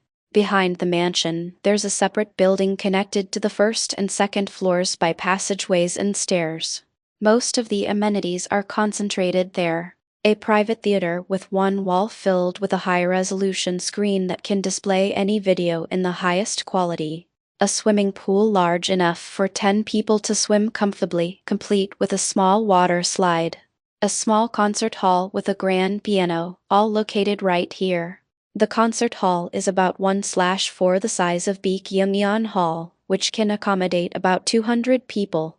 But considering it's in a private home, it's an absurd scale. This is just a hall with seats. According to the memories I barely recalled thanks to Kwon, when she was 6 years old, possessed by a piano prodigy, she performed in a hall of similar size in front of conductor Min Seok-hyun's acquaintances. Try to remember. We played piano together here too. Young Siwoo rubs his chin, deep in thought. His concentrated expression soon softens. I think we did. It was similar to this place. I'm telling you, it's recreated exactly like our house to an eerie degree. While the conversation flows naturally, it's a bit awkward to point this out, but isn't young Siwoo quite remarkable? I'm identifying myself with Min Ki-won by referring to our house, yet he doesn't challenge me at all. His severe brain damage has already begun to stop distinguishing between me and Min Ki-won. The creepy part is that he still knows who's who. Even if I suddenly pretended to be Ki-won, he'd catch on immediately. He might even scold me for overacting. Because I am me, and because it's me, everything I do gets caught on his radar. Anyway, sit down. Right. Let's get started. Young Siwoo sits on the piano bench, and I lean slightly against the piano. I'll fix that mess you call playing. Apparently displeased with the word mess, Siwoo slammed his hands down on the keyboard, creating a cacophony of dissonant sounds. Who are you calling a mess? What a pathetic guy. That tower needs to be demolished, so stop clinging to it now. My private lessons with him consisted of repeating two main processes. 1. Young Siwoo plays a piece all the way through. 2. I replay the same piece in my own style. At this stage, Siwoo listens to my performance, considers how it differs from his own, and attempts to incorporate those differences into his playing. Then again, young Siwoo replays the piece. And again, I perform the same way as before. This isn't right. Of course, I didn't expect Siwoo to immediately create his own style. Even my current playing could hardly be called a definite pink. But as time passes, I've been following a completely different path from the black color since that one time I completely demolished and recreated myself. Perhaps it became easier after breaking it down once. Before, I found it difficult to break things down, so I would use a paint tube until it was empty, but not anymore. Now I pour out the water and refill it when needed. If it gets murky, I pour it out again. Maybe that's why both the brush and the paint container are gradually settling on one color. That color is Min Ki-won's color. The color of spring. Pink, the warm, soft color of cherry blossoms. Before Siwoo can make this cherry blossom color his own, he needs the courage to completely demolish everything existing and build anew from the ground up. Otherwise, he'll just end up adding other colors to black. He still can't let go. 30 minutes, 1 hour, 2 hours. As our time playing piano together lengthens, Siwoo still can't easily break his stubbornness. Unlike me, who's become mixed with Ki-won, he's still young Siwoo. If I've put down half of myself, he needs to put down everything. That won't be easy, yet he must do it. Let's stop here for today. This isn't working. Damn it, exhausted, Siwoo sprawled out on the small stage of the concert hall. Despite all his efforts, he seems to have failed to destroy everything he has. He needs to ease up on his obsession. How can I reduce his burden? Since this isn't something that can be explained easily, I find it difficult to bring it up. Professor B. Kyung-yeon, who has watched over me my whole life, might have felt the same way. How frustrating it must have been for him, seeing his student struggling down a wrong path, unable to grasp the lifeline thrown to him because his hands were too slippery. I'm sorry for being such an unworthy student. Truly. Still, I can feel the 3-year difference here. While he caught up instantly in terms of dating Ki-won, I'm still his senior by 3 years when it comes to playing. I was able to half let go by compromising with reality. I could completely let go by becoming Min Ki-won, which is how my current playing style came to be. I suspect young Siwoo won't be able to change easily without experiencing some intense event. What kind of event would work? How can I help him naturally break down his tower of performance without causing him great shock? This is probably something I need to figure out, as I'm the teacher overseeing Siwoo's playing. While I was deep in thought, Siwoo asked, "Hey, what kind of mental change did you go through between when Yoon-ji recorded that video and when Yoon-ji recorded the next one?" He means that moment when I broke out of my black shell. At that time, I simply called Ki-won's self into my body. I only began establishing my own playing style after contemplating what kind of performance to give in front of the professor and Yoon-ji, and finding my own answer. Back then, I just switched out myself. You definitely couldn't do that. Tusk. Siwoo tapped the piano keys with a troubled expression. Faint notes flowed quietly, then a deep, low note resonated loudly through the hall. Just wait. I might be able to do it. I doubt Siwoo can discard all 1,000+ selves he's carefully accumulated. Somehow I managed to discard everything except Kwon, but that's because my body is Min Kwon. Young Siwoo is Young Siwoo. Is it even possible for Young Siwoo to discard Young Siwoo's self? Those 1,000+ selves each represent the color of some performer I've memorized. They're like precious treasures, not easily discarded. I called it a messy tower, but the entire tower is essentially a treasure trove. However, because he collected and piled up so many, they've become a burden and the source of his black performance.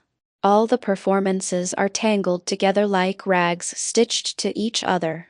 There were over 1,000 different flavors of self, but calling forth one would inevitably drag along others. It would be fortunate if they came as a buy one get one deal, but they poured out like a string of sausages. There's no self within Young Siwoo that can change his color. There's no solution unless he purges his entire rotten world of selves, like I did. I leaned against the piano and gazed steadily at Siwoo. I wanted to comfort him, saying that some things can't be easily changed no matter how hard you try. Wait, how did he do that? Wait. What? How did you just do that? What do you mean? Damn, I should have recorded that. I'm so surprised that I can't form proper sentences, but that performance just now was definitely Young Siwoo's, but it was different, just a little bit different. You slightly deviated from black. Really? Siwoo put his hands back on the keyboard and tried to recreate his performance, but what started was, unfortunately, the same black performance I always heard. Not now. It's exactly the same as usual. Tusk. We looked at each other and tilted our heads. The fact that we couldn't find an answer despite thinking together with dual cores suggested this wasn't a problem that could be solved by mere contemplation. But I definitely felt it. Siwoo had pulled out exactly one self from that messy black tower, washed it clean, and placed it on top of the tower. Like playing a game of Jenga.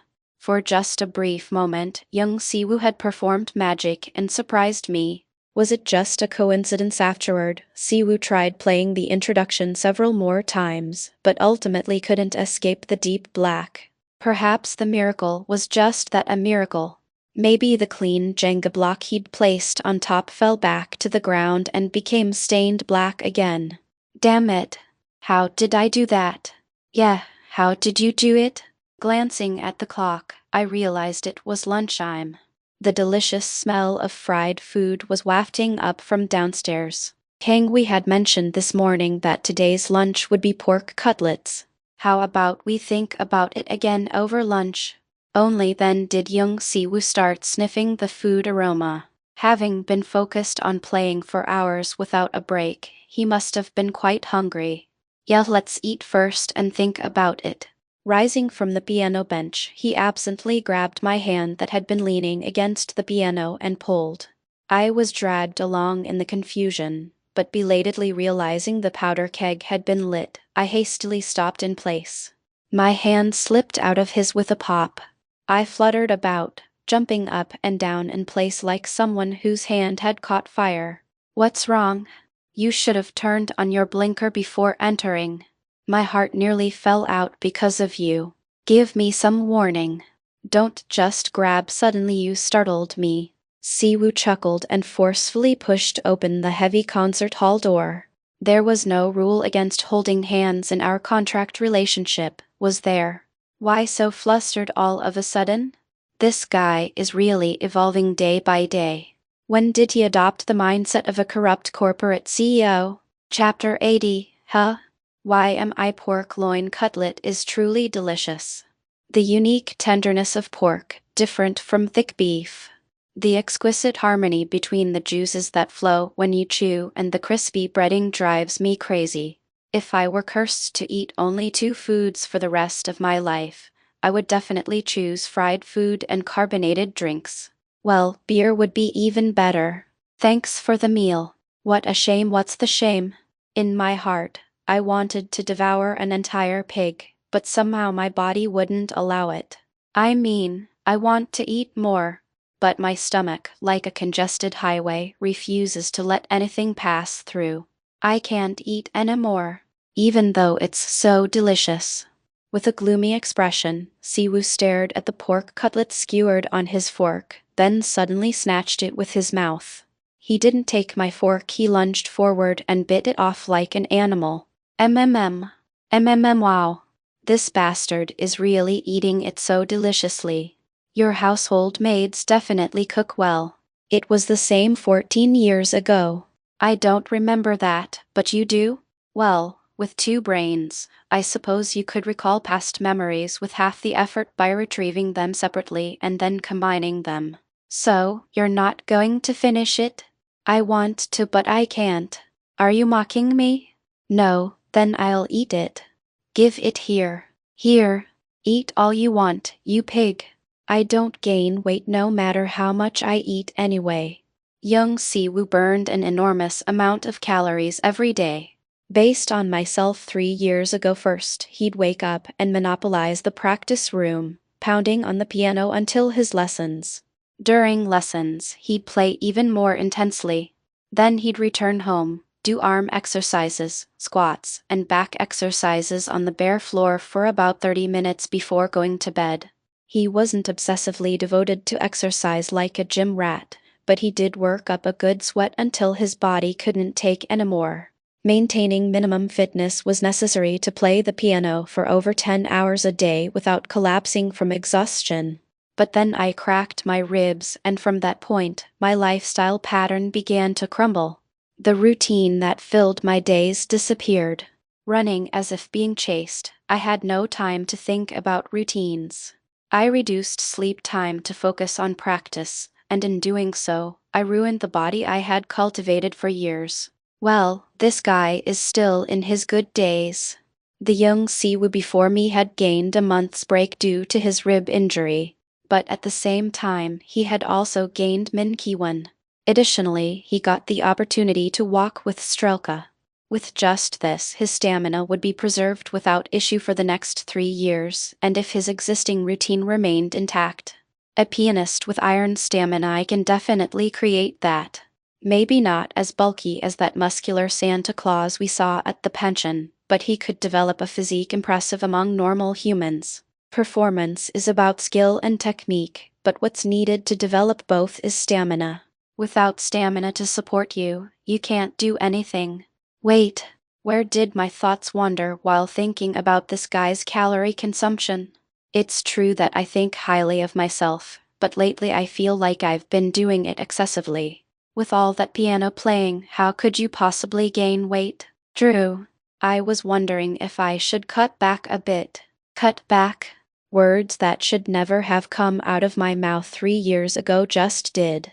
A guy who's nothing without practice saying he'll reduce practice.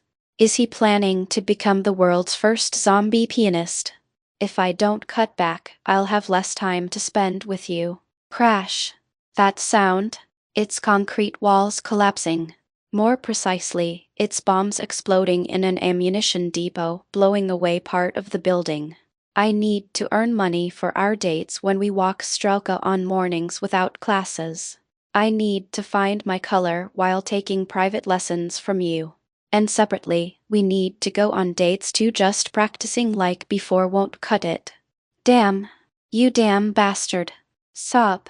I've been practicing too mindlessly. It's not just about increasing quantity, I've been complacent. Yes, competition pieces should always be perfectly polished, but what's the point of remembering incorrect performances? Fortunately, only the corner of the ammunition depot building was blown away, so I urgently reinforced it with steel bars and cement. Now I just need to wait for it to dry.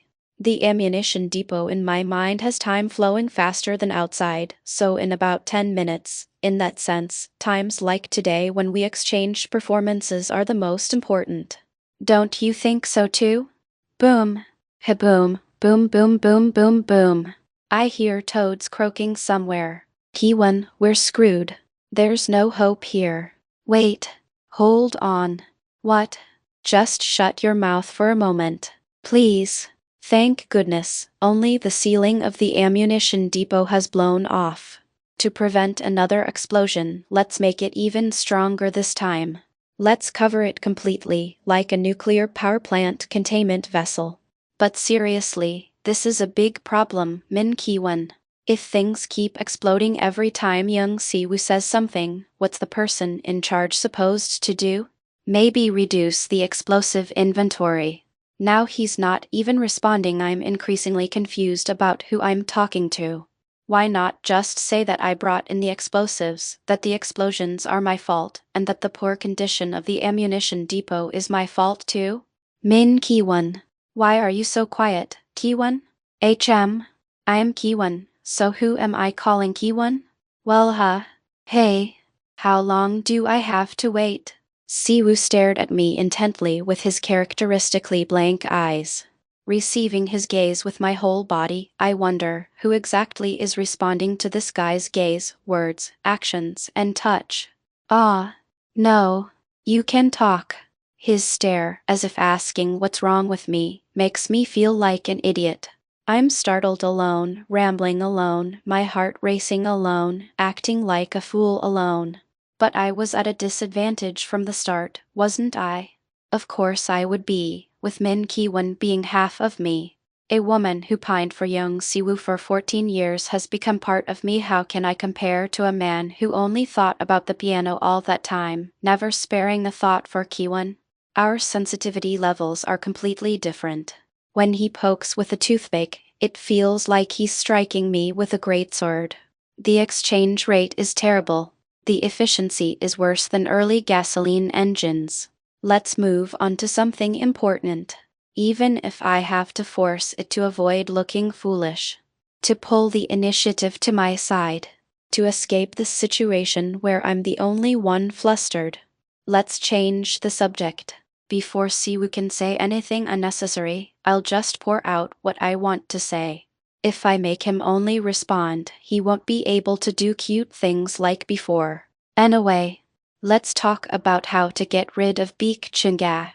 Si-woo looked quite displeased, but fortunately, he didn't argue or drag out the conversation. He looks strangely relaxed, which only makes my blood boil. Young Si-woo, are you secretly meeting Song Seong-hyuk for alpha male coaching? This doesn't make sense without someone teaching you right. Here's what I'm thinking. Let's calm down and focus on the important task. The important thing now is getting rid of that leech Baek Chun-ga. I'll buy time to repair the ammunition depot by discussing the plan.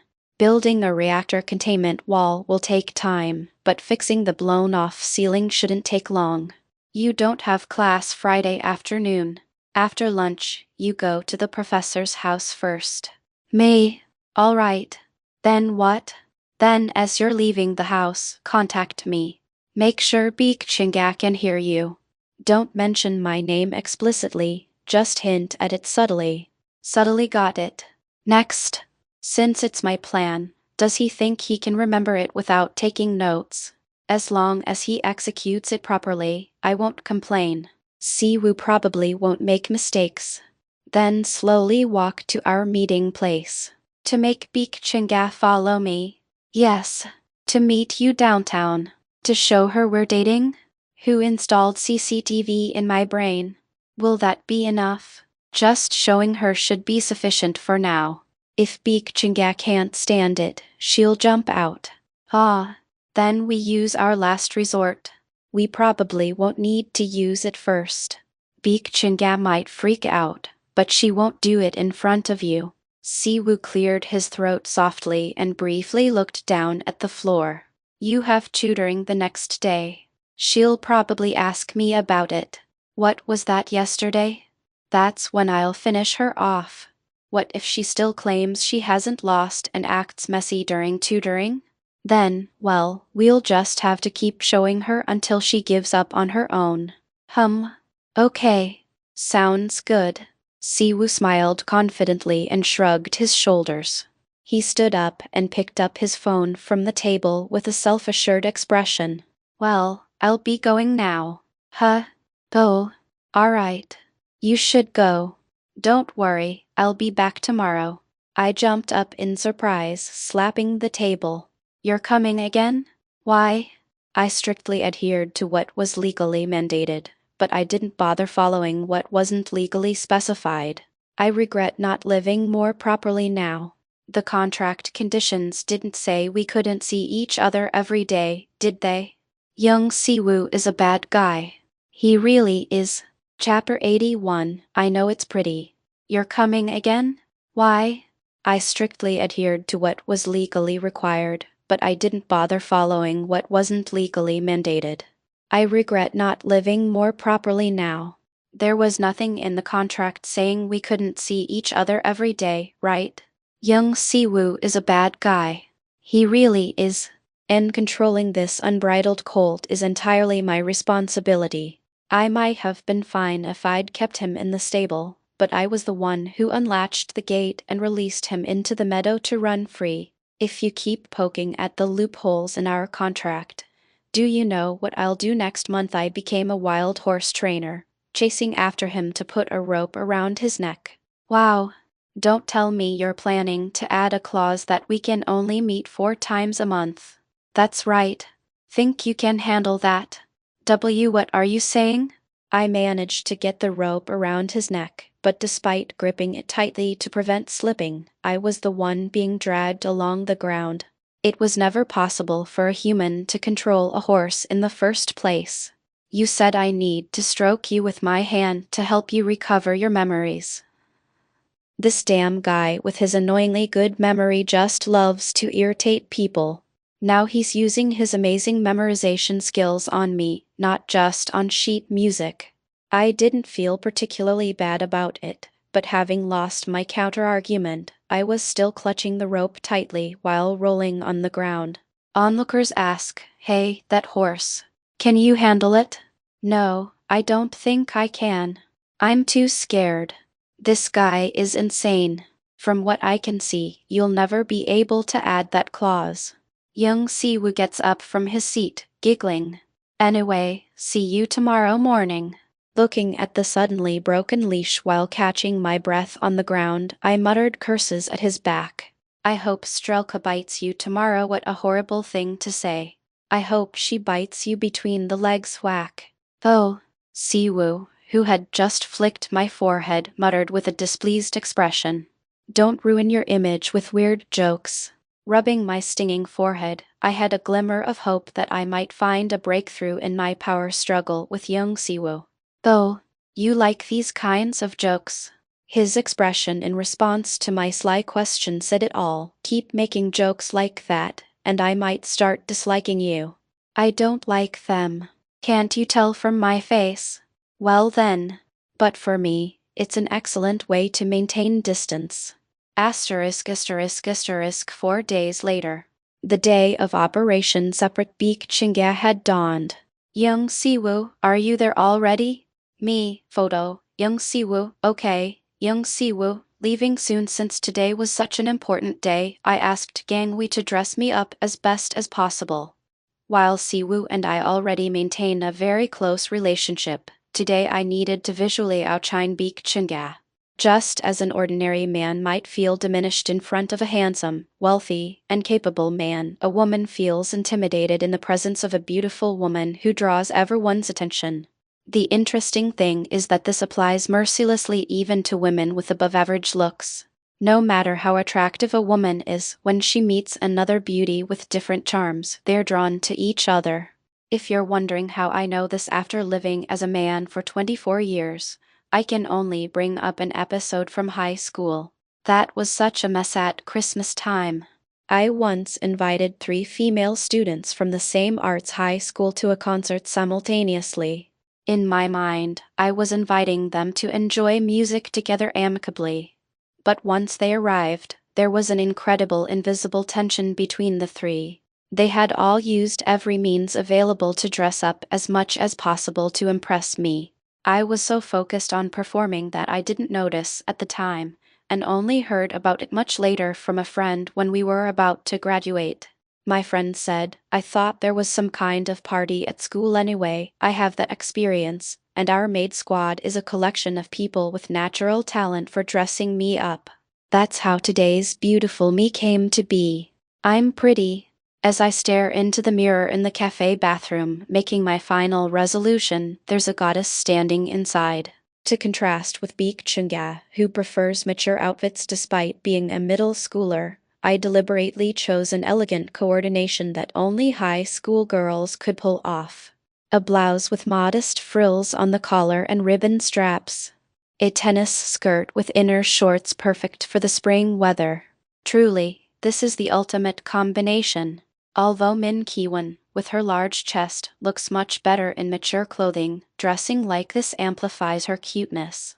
The voluminous long sleeves, commonly called mo sleeves, contributed significantly to that cuteness.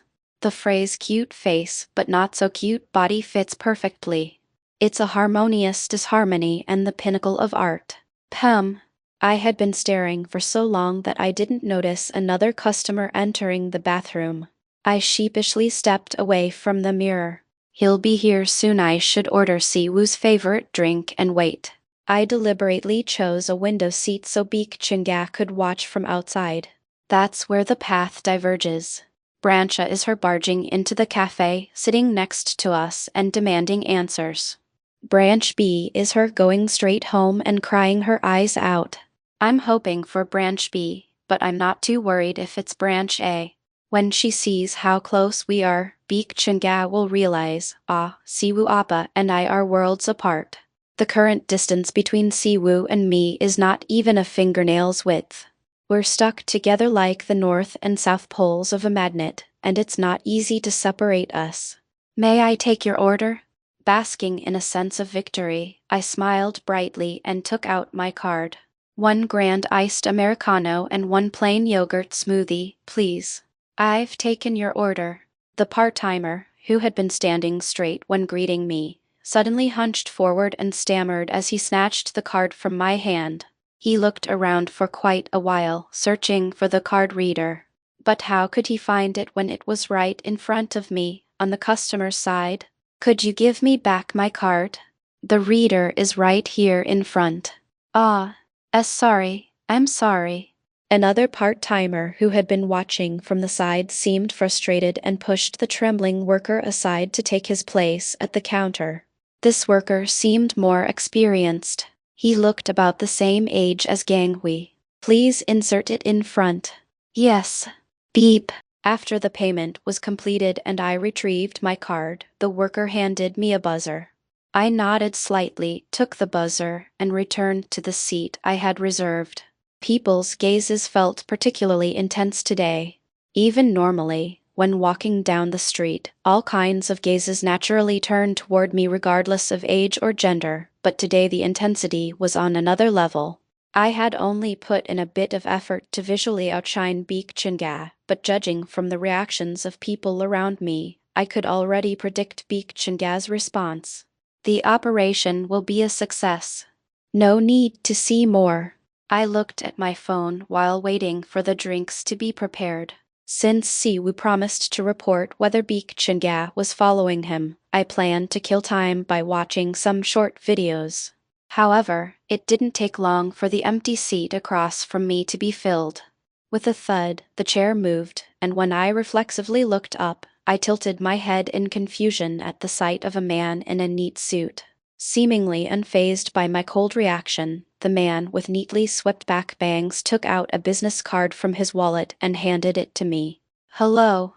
I startled you by suddenly sitting down, didn't I? Yes. Bo. An honest type. Very good. Well, would you please look at this business card? It's quite an expensive suit. He doesn't seem like a common peddler. Thinking it might be some cult, I picked up the card, ready to chase him away if necessary. KJ Entertainment. I might recognize a classical entertainment agency, but I've never known or needed to know about general entertainment agencies. Naturally, I don't know if this company is big or small, famous or obscure. But one thing is certain, I'm being street-cast right now. I heard street casting has almost disappeared these days. Yoon Ji-yu, before I reincarnated, told me. She said she ran an Instagram account, and nowadays entertainment agencies contact people through DMs. Times have changed, and with so many aspiring celebrities, there's no need to scour the streets for talent. In an era where people who want to be famous advertise their own charms, it seems agencies can easily find talent by holding auditions or just browsing Instagram.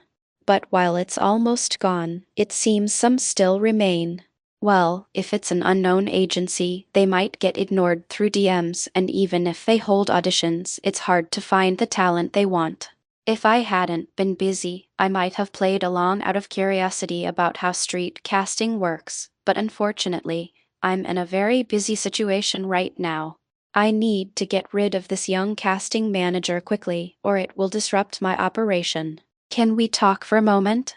I'd like to cast you, I muttered indifferently with my eyes half closed. No. Chapter 82, Genius Idol. KJ Entertainment was a major entertainment agency considered the second in command in the Korean entertainment industry. While not quite at the level of PM Entertainment, which dominated the scene, it was expected to soon surpass PM. The girl group Aegis, which had recently captured the hearts of teenagers and 20-somethings, was KJ Entertainment's creation.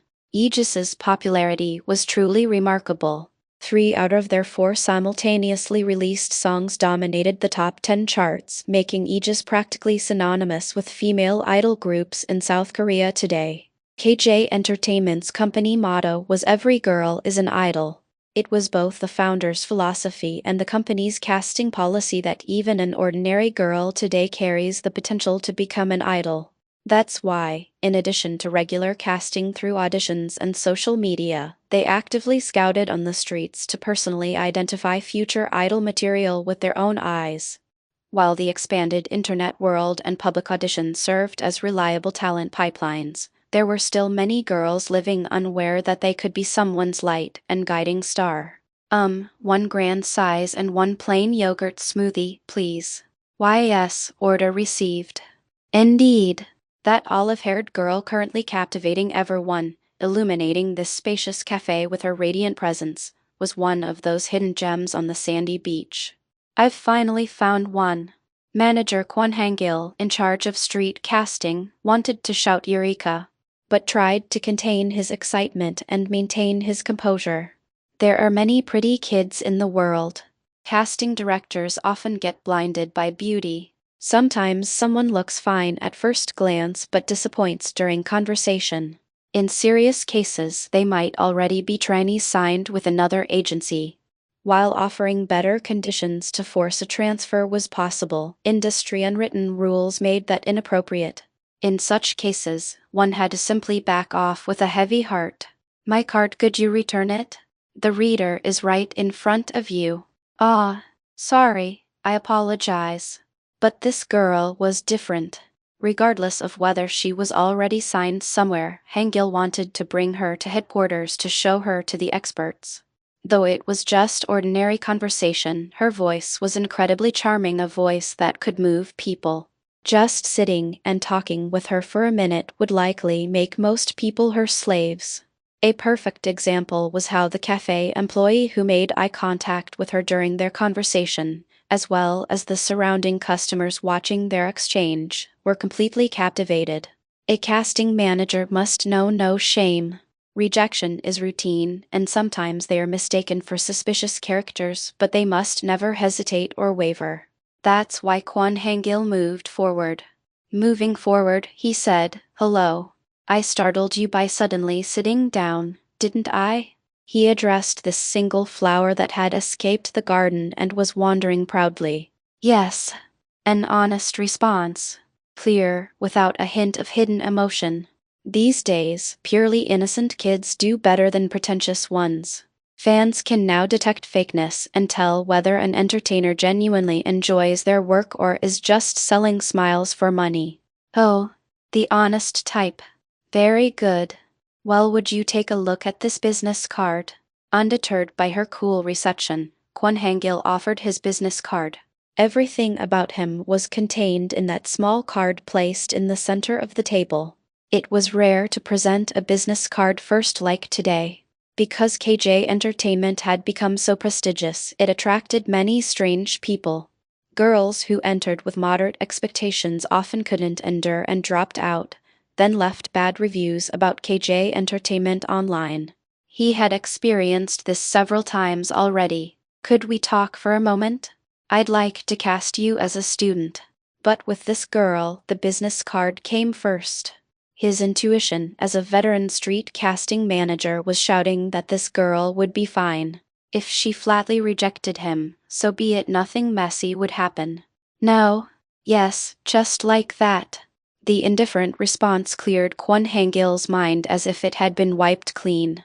He certainly had plenty to say prepared, but his mind went blank, like when a pet cat turns off a computer in the middle of work. His language skills deteriorated to the point where he could hardly be considered a veteran casting manager. Feeling the girl's piercing gaze, Kwon Han-gil attempted to reboot his thought process, but the girl's wall went up faster. I'm sorry, but I'm not interested in becoming an idol. And my friend will be here soon, so I'd appreciate it if you'd leave. Kwon Han-gil's hand moved faster than ever to retrieve his business card.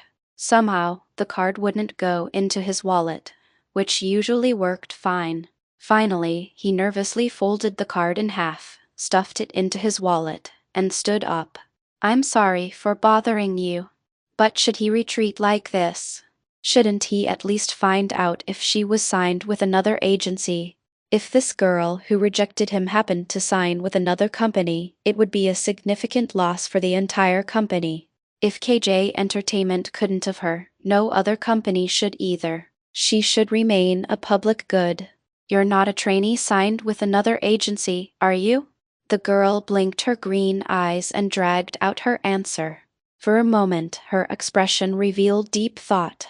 I'm neither a trainee signed with a company nor a current idol. Thank you for the offer, but I have my main occupation. I'm sorry. Although Kwon Han-gil was the one who had caused the inconvenience, the girl bowed her head, whether she realized it or not. Watching her hair fall forward made his heart ache. Why should this girl apologize? Beyond that, wasn't she an incredibly pure and kind girl? To waste such talent would be nothing short of a disaster for all humanity. Kwon Han-gil's hand pulled a new business card from his wallet and placed it on the table. Though he was retreating, he needed to leave an opening. If you ever change your mind, please contact me. I'll be waiting. Thank you for listening, then. After giving a 90-degree bow that he wouldn't even give to the company president, Kwon Han-gil coolly left. Be persistent when approaching, but cool when departing. That was both the virtue of KJ's casting managers and the company's guideline. Asterisk. Looking at the back of the departing man's head, I picked up the business card again. KJ feels like I've heard of it somewhere. Wondering if it was famous, I was about to check online when urgent messages from Siwoo arrived in succession. Young Siwoo, almost there. Young Siwoo, get ready. Oh my, already. I stuffed the business card into my handbag and turned my gaze toward the window. Though my drink hadn't arrived yet due to the crowd, it wouldn't matter if the buzzer went off during our meeting. Anyway, Baek Chin-ka wouldn't have the courage to come inside the cafe. Despite her bold words, she was just a 15-year-old immature girl. Ah, there he is. Siwoo appeared across the street and waved at me through the window. I smiled brightly at him. Let's act normal. Just like always show Baek Chin-ka definitive defeat. I was prepared to put on any act necessary. When I first explained the operation outline to Siwoo, I had already made up my mind. I think we just need to act like we usually do. Will that be enough? It's plenty. You know what my expression is like when I deal with Baek Chin-ka. I suppose. But hearing Siwoo's words made me realize how we normally interact with each other. We chat comfortably and joke around like twins, but to others, it might appear completely different. Young Siwoo, when dealing with Baek Chin-ka, he was like a stone Buddha. More precisely, he was barely suppressing his disgust while maintaining a stoic expression. Of course, he didn't like her when she kept tormenting him without any affection. How could anyone like someone who only uses the stick without the carrot? You need to offer the carrot too. He kept looking after his only sister, but was starting to get angry from all the punishment. No, thinking about it again, it was fortunate that Baek Ching-ha didn't know how to use the carrot and stick strategy. Young Si-woo was an easier man than expected, and if she had, he might have readily accepted the professor's proposal. In other words, my future 3 years from now could have been marriage to Baek Ching-ha rather than death. Now that I think about it, that seems more horrifying than death. Ding, the automatic door opened. Si-woo passed through and casually sat down across from me. I looked him up and down. A wrinkle-free t-shirt he'd barely worn since buying it, a jacket he only wore for competitions, and slim-fit cotton pants he owned just a few pairs of. Though it looked no different from usual, this was actually him making a significant effort. Of course, the normal young Si-woo's uniform was a hoodie and jeans. The fact that he wore a jacket itself meant this wasn't the usual Si-woo. He even casually put both hands in his pockets. Did you put some effort in today? When I complimented young Si-woo for trying to create a date atmosphere, it came back with tremendous backlash. I thought so from a distance, but you look like an idol today. PFFT, cough, cough, hack. I reflexively started coughing. An explosion had occurred, destroying half of my powder magazine. Chapter 83, Heaven Sent Talent. Kwon Han-gil couldn't bring himself to return to headquarters and instead ducked into an alley to take out his electronic cigarette. After meeting that girl earlier, his sense of disappointment was overwhelming. No matter how I look at it, she could have been a huge hit. An idol group is essentially a collection of mischievous individuals, each packed with their own unique personality. When forming a group, there's one member who matters more than anyone else if you want to maximize everyone's individuality while avoiding the self-destruction seen in bad precedents of the past. That's the group's center, the leader. Groups of young women have particularly delicate and demanding dynamics that can't be approached as simply as with boys.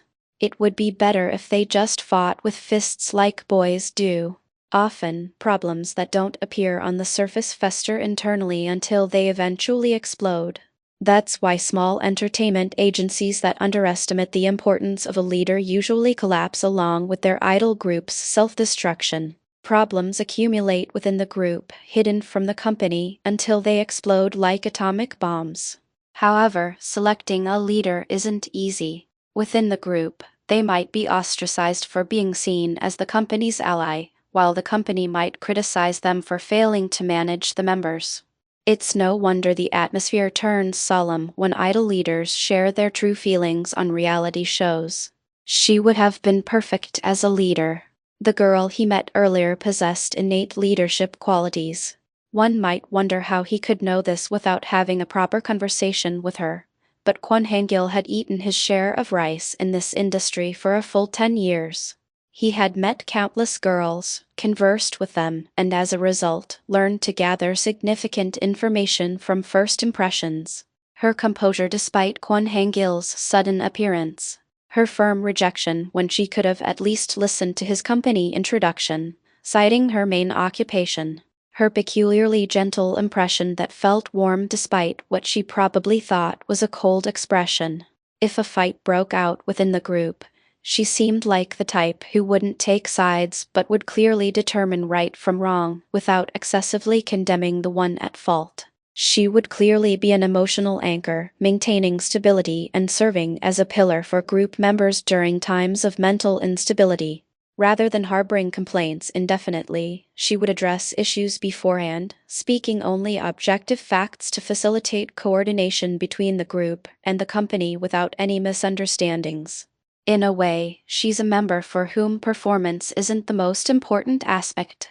Someone who pulls people together and keeps them as a team. Like the branches and roots of a tree. Her voice was nice too. What if she showed talent in singing, dancing, or other artistic abilities? That would be the icing on the cake. She'd already be worth her weight as the face and leader of the group, but having additional outstanding skills would be a bonus. KJ had assembled a group, but they couldn't debut because they lacked a leader to be their center. Ultimately, Kwon Han-gil, filled with regret, chain-smoked before heading back toward the intersection. A young man walked into the cafe and sat across from the girl from earlier. Kwon Han-gil used his good eyesight thanks to his Mongolian blood to carefully observe the pair. He hadn't noticed when only the girl was there, but this was unmistakably a date. She had a boyfriend, but even her taste is charming. How interesting. Her partner wasn't someone flashy, but rather plain, even dull, someone who dimmed his own light. In other words, this suggested she could genuinely love any fan. She was different from those who, accustomed to pretty, sparkly, and glamorous things, neglect everything else. If one wondered whether their love involved money or other interests, that didn't seem to be the case. The two greeted each other and sat face to face, looking at each other with trusting smiles. They seem quite close. The girl and boy collecting their ordered drinks together after the buzzer rang, facing each other, smiling and talking. It all looked very affectionate. Had they been dating for a long time? It was as if they had created an invisible space of their own with transparent walls, preventing others from easily approaching. However, the more Kwon Han-gil watched, the more he couldn't help but lament. Unable to become an entertainer because of a relationship. Well, no. It probably wasn't just because of the relationship that she couldn't become an entertainer. That girl hadn't told a single lie. Main occupation. Main occupation. What could be her main occupation? Judging by her youthful appearance, was she still a student? Had she packaged her desire to focus on academics as her main occupation? How could he naturally find out what her main occupation was? Grasping at straws, Kwon Han-gil mobilized all his possibilities and came up with one method. 10 years of experience wasn't for nothing. Yes, dirty and underhanded as it was, the only option was to follow her. Couldn't he just follow her and find out where she commuted to? A bit of surveillance wouldn't cause legal issues. It's a method used by police, private detectives, civil servants, and even corporate HR or audit teams. Rather than pathetically begging and clinging, he needed to either find a definitive reason to give up cleanly or create grounds to persuade her with a single presentation. That was the dignity of a casting manager with 10 years of experience. So Kwon Han-gil waited, pretending to be waiting for someone, leaning against a building wall at the intersection, fiddling with his phone while keeping an eye on the girl and boy. No way, it can't be. Just then, he heard a sobbing voice. Lowering his gaze, he saw a small head poking out from around the corner of the building he was leaning against. It's a lie, right? It was a girl he had seen before. Specifically, one of the girls he had approached and asked if she was interested in becoming an idol. Baek Ching-ka was it? However, she had been excessively driven by desire and arrogant. She seemed likely to cause various difficulties in group life. In the end, after saying he would contact her again, the interview had ended without even giving her a business card. Wasn't she the daughter of Professor Baek Young-yeon from Hanai University? There was no need to investigate separately. Baek Ching-ka had proudly mentioned it during the interview. Yes, that witch must have deceived my appa. Look at her now. She was freely revealing who the boyfriend of the girl Kwon Han-gil had his eye on was. It was her stepbrother that Baek Ching-ka had proudly talked about. A severe case of brother complex. She liked this boy named Young Si-woo so much that she was looking at his girlfriend with hateful eyes. Indeed, the eyes of Kwon Han-gil, boasting 10 years of experience, were not wrong. If he had cast Baek Ching-ka, she would have happily ruined an entire group. While thinking, Kwon Han-gil's eyes met directly with Baek Ching-ka's. He hurriedly looked away, but the piercing gaze from Baek Ching-ka showed no signs of stopping. Aren't you the street casting person from before? Unnecessarily good memory. Kwon Han-gil's goal of watching the girl in the cafe instantly changed to diffusing this situation. Quickly putting on his business mask, Kwon Han-gil rubbed the back of his head and slightly bowed. Hey, hello. Have you been well? Baek Ching-ka, who had only been peeking her head around the building corner, hopped out and greeted him shyly. She seemed embarrassed at being caught acting so desperately. Hello. Neither spoke further. They were doing the same thing, so there was nothing to say. What are you doing here? What about you? I'm working. What about student Chinka? Of course, not knowing the circumstances, Beek Chinka was at a slight disadvantage, so the conversation naturally flowed in Kwon Han-gil's favor. I'm supposed to meet someone here who's late. After stammering through a flimsy excuse, Beek Chinka finally burst out with the truth, seemingly frustrated. Ugh. Actually, I'm monitoring my oppa who's fallen for another woman. She was truly too honest to lie effectively. Even during their brief interview before, she had blurted out everything without filtering, making Kwon Han-gil uncomfortable.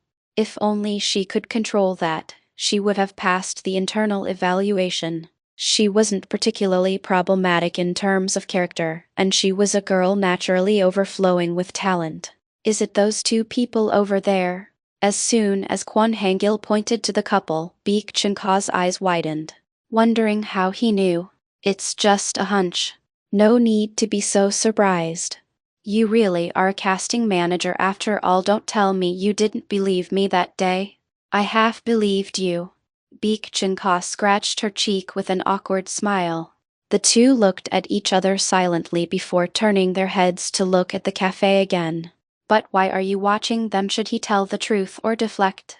Normally, the latter would be chosen after such deliberation. However, faced with Beek Chinka's honesty, Kwon Han-gil didn't want to lie. That girl, I tried to cast her but failed. At those words, Beek Chinka looked up at Kwon Han-gil with a shocked expression. After a brief silence, Beek Chinka spoke.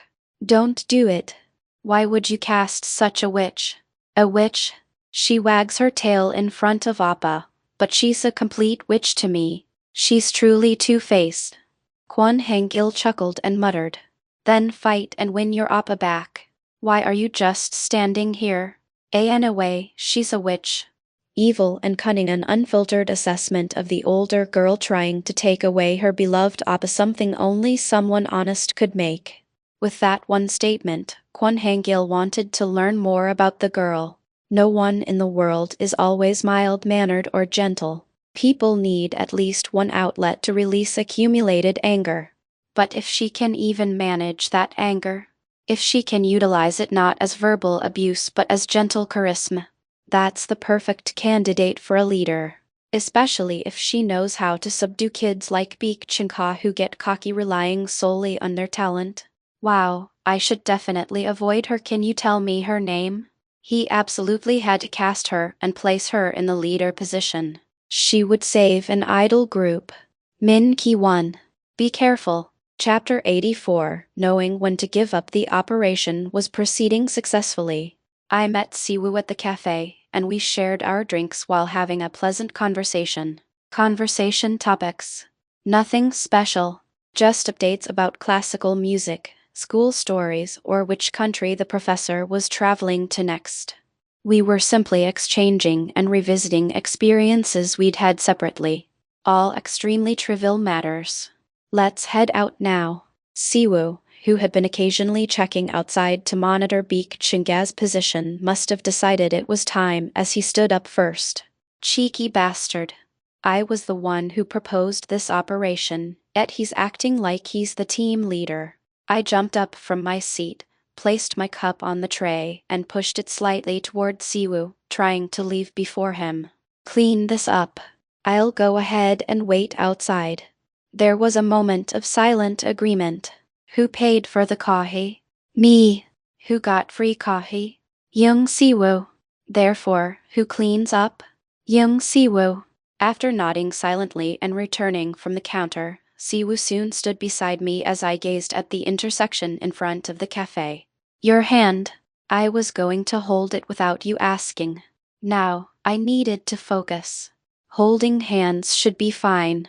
It's easier if I think of it as simply extending the time of physical contact. It's like a mini-game. There are grenades in a powder magazine with pins being pulled out randomly, and I just need to find them and throw them out. No one knows which grenade will ignite next, so I have to stay extremely alert. Hold his hand tight. Focus on the sensory nerves transmitting the feeling. I slowly reached out my hand. Carefully, I took Siwoo's waiting hand in mine. As the warmth transferred to my palm, tighting. Oh shit. 6 pins pulled out at once. Fortunately, I identified all the grenades. I throw them, 2 at a time, precisely out of the powder magazine. Boom, boom boom. Boom, boom boom. After 6 vibrations, I lay flat on the powder magazine floor, barely letting out a sigh of relief. This is intense. If it's 6 from the start, what's going to happen next? It's true this is the first time we've walked hand in hand, but Kwon is enjoying this way too much. Since I blew away even the consciousness of the 1,000 legions while rebuilding the tower, I have to handle this alone. It's clearly going to be a struggle from the beginning, but I have no other choice. So, where do you want to go now? Good question. We didn't decide that. It was hard to concentrate on the conversation. The grenade pins started flying around again just from slight movements. Throw. How about we go see a movie? I already made reservations. Oh yeah. Let's do that. I didn't hear properly. What did he just say? You made reservations? Yeah. The last John Wick movie just came out. When I almost let go of his hand. Though it didn't show on the outside, my heart was racing as if I'd been sprinting. Right after we discussed the operation. Why? Because all you planned was us holding hands and walking around for Beek Chinga to see, right? Yeah, that's true. I thought I was supposed to plan the date course, so I prepared accordingly. I see. So that's why. John Wick. Good movie. Great choice. The problem was the name of the reserved seats on Siwoo's phone screen. Couple seats, you crazy bastard. This is accordingly? What? We're a couple, so shouldn't we sit in couple seats? No, I mean, that's true, but even if it's contractual, dating is still dating, right? Siwoo spoke while pulling my hand with a confident expression I'd never seen even in my own mirror. Don't worry about it. I'll take care of everything. I know your tastes anyway. I'll prepare all the popcorn and drinks, so stop worrying. All you have to do is hold my hand and follow me. Easy, right? It should be easy since it's about matching my own preferences. But I have no control. I'm just being dragged along wherever Siwoo wants to go. I have no choice but to be dragged. Grenade pins are being pulled out at a rapid pace. Now that he's gripping my hand tightly to lead me, even the dynamite fuses are starting to light up. I don't have the composure to take back control from Siwoo. There are too many spontaneously igniting bombs for me to focus on anything else. Help me. I'm going to die at this rate. Seriously, how far are you going to follow us? Beek Chinga and Kwon Han-gil had arrived at the movie theater. You said she's a witch. I want to see how bad she really is. She doesn't look like it at all, which is fascinating. So Chinga, don't worry about it. It was absurd, but Beek Chinga couldn't really say anything to Kwon Han-gil, who kept following her. The two weren't exactly helping each other, but at least they weren't hindering each other either. Their actions just happened to strangely overlap according to their individual purposes. When is he going to let go of her hand? It doesn't look like he ever will, does it? How can you tell? Kwon Han-gil pointed at Min Ki-won's flushed face and trembling arm. The feeling of excitement had been making its presence known since she first held hands with young Siwoo. They must really like each other. Looks like they're head over heels. And no, that's not it. Siwoo Appa is being deceived. If it weren't for that witch's fox-like tricks, she must have done something bad. She must have used her beauty to seduce him. Indeed, she had a face optimized for seduction. No, Min Ki-won was simply a genius at making both men and women angry.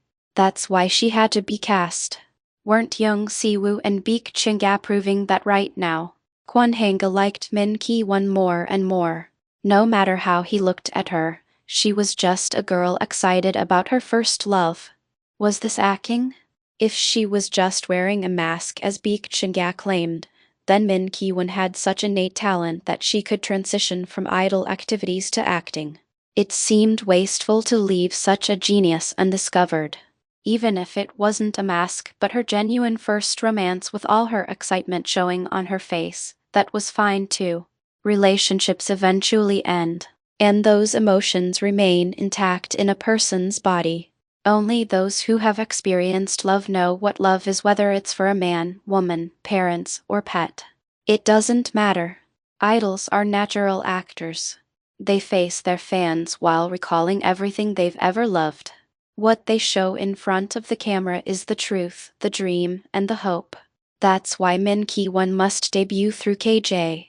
Ugh, that evil Baek Ching-ga, jealous of Min Ki-won, was like a chihuahua growling fearfully in front of a large wolf.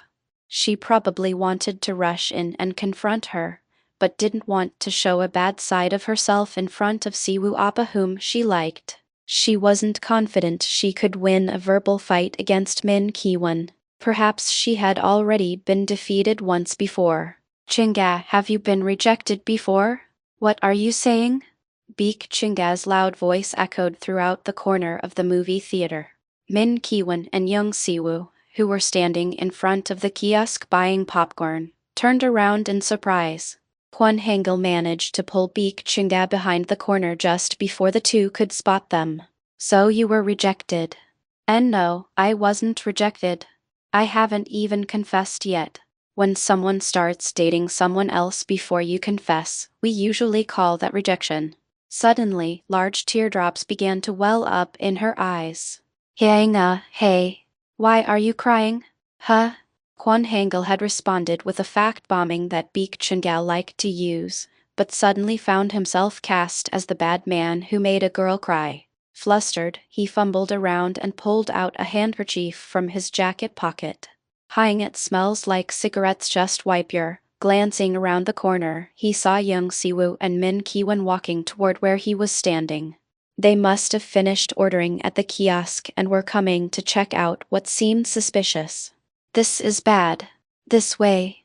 Kwon Han-gil grabbed Baek Ching-ga's light arm and quickly headed for the stairwell. He climbed half a flight of stairs and hid against the wall before the door closed, but fortunately, the couple didn't follow them here. Phew. Honesty is good, but you should control your emotions a bit. TCH.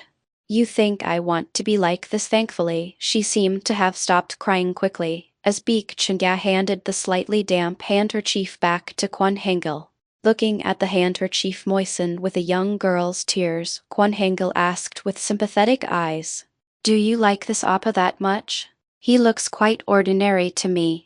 To Baek Ching-ga, it was an insult to belittle Young Si-woo, but from a general perspective, Kwon Han-gil's assessment wasn't wrong. A completely ordinary man, just with slightly taller height and larger hands. A man with permanent dark circles under his eyes from lack of proper sleep. That was the objective evaluation one could give Young Si-woo. He's not ordinary. He's an angel, a man who had lived with her for 15 years but never once got angry at Baek Ching-ga. A man who always considered her preferences first. A man who let her rest when she was tired and played music when she wanted to hear it. That kind teacher and brother was Baek Ching-ga's Young Si-woo. But since others didn't know about their 15 years together, it was natural they wouldn't understand why she was so attached. Watching Baek Ching-ga, who refused to give up despite persuasion, Kwon Han-gil felt complicated. Because he knew what kind of catastrophe awaited at the end. Fine. Then let's go inside and see for ourselves how close they are. We can't tell just by watching from a distance. Though she looked at Kwon Han-gil with resentful eyes, Baek Ching-ga ultimately couldn't resist her curiosity. She wanted to hear the conversations they shared up close. She wanted to confirm whether they seemed closer than she was after spending 15 years together.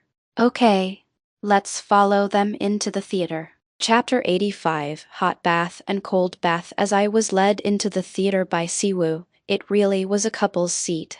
Not just a regular two-person chair, but one of the few red seats at the very back of the theater. Wow, it's so freaking noticeable, yeah. Really, I've never sat in a place like this before. Why did you choose seats like these? Isn't it fun? Thanks to you, I get to try sitting in places like this. How is that thanks to me? It's because you booked couple seats. There's no point in trying to flatter me like this. I sighed, glancing around nervously at other people before slowly sitting down.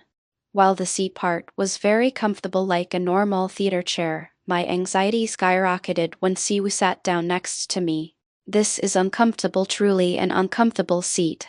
The side was completely open, meaning Siwoo's arm could come over at any time. Our bodies could freely touch.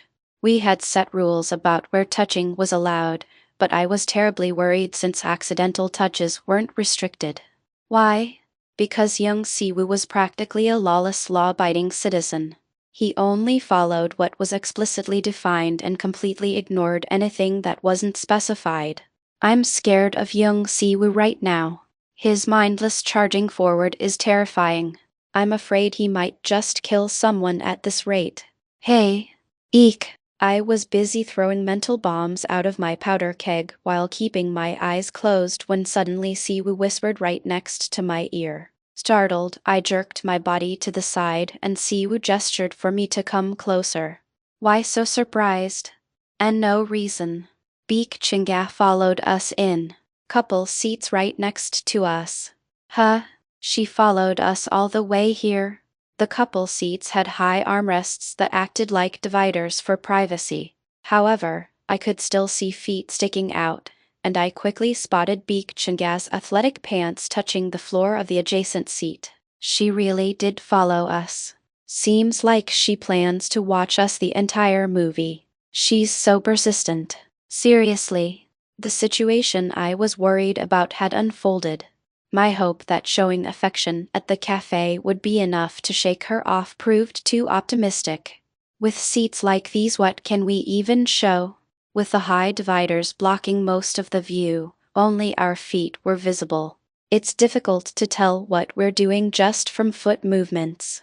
Besides, people don't usually talk during movies anyway. If we want to shake her off, we should do it decisively now, right? That's true, but want to leave it to me? Young Siwoo raised his eyebrows, indicating he had a plan. I was extremely anxious about what he might do next. But if we leave the theater without doing anything, the situation I was worried about might unfold. A strategic weapon to knock down the persistent Beek Chinga in one blow. We might end up having to show a bird kiss after all. I once read in a relationship guidebook that loving couples confirm their bond with this simple farewell kiss when parting. So it would definitely be effective. Beek Chinga might be clumsy in her methods, but she probably knows more about dating than I do. However, I'd like to postpone this as much as possible. I can't even predict how powerful the aftermath would be. So, what's your plan? To save the kiss as a truly last resort, I asked Siwoo how we could shake off Beek Chinga. Sit here. I regretted asking. Is he crazy? Sit there. Yeah. This way she can see our feet. How we're sitting. And no, that's a bit the place young Siwoo pointed to was between his legs.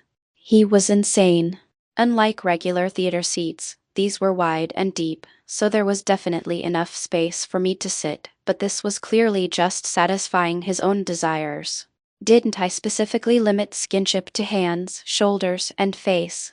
Is he just ordering me to do whatever he wants under the guise of strategy? No, I get it, Kwon.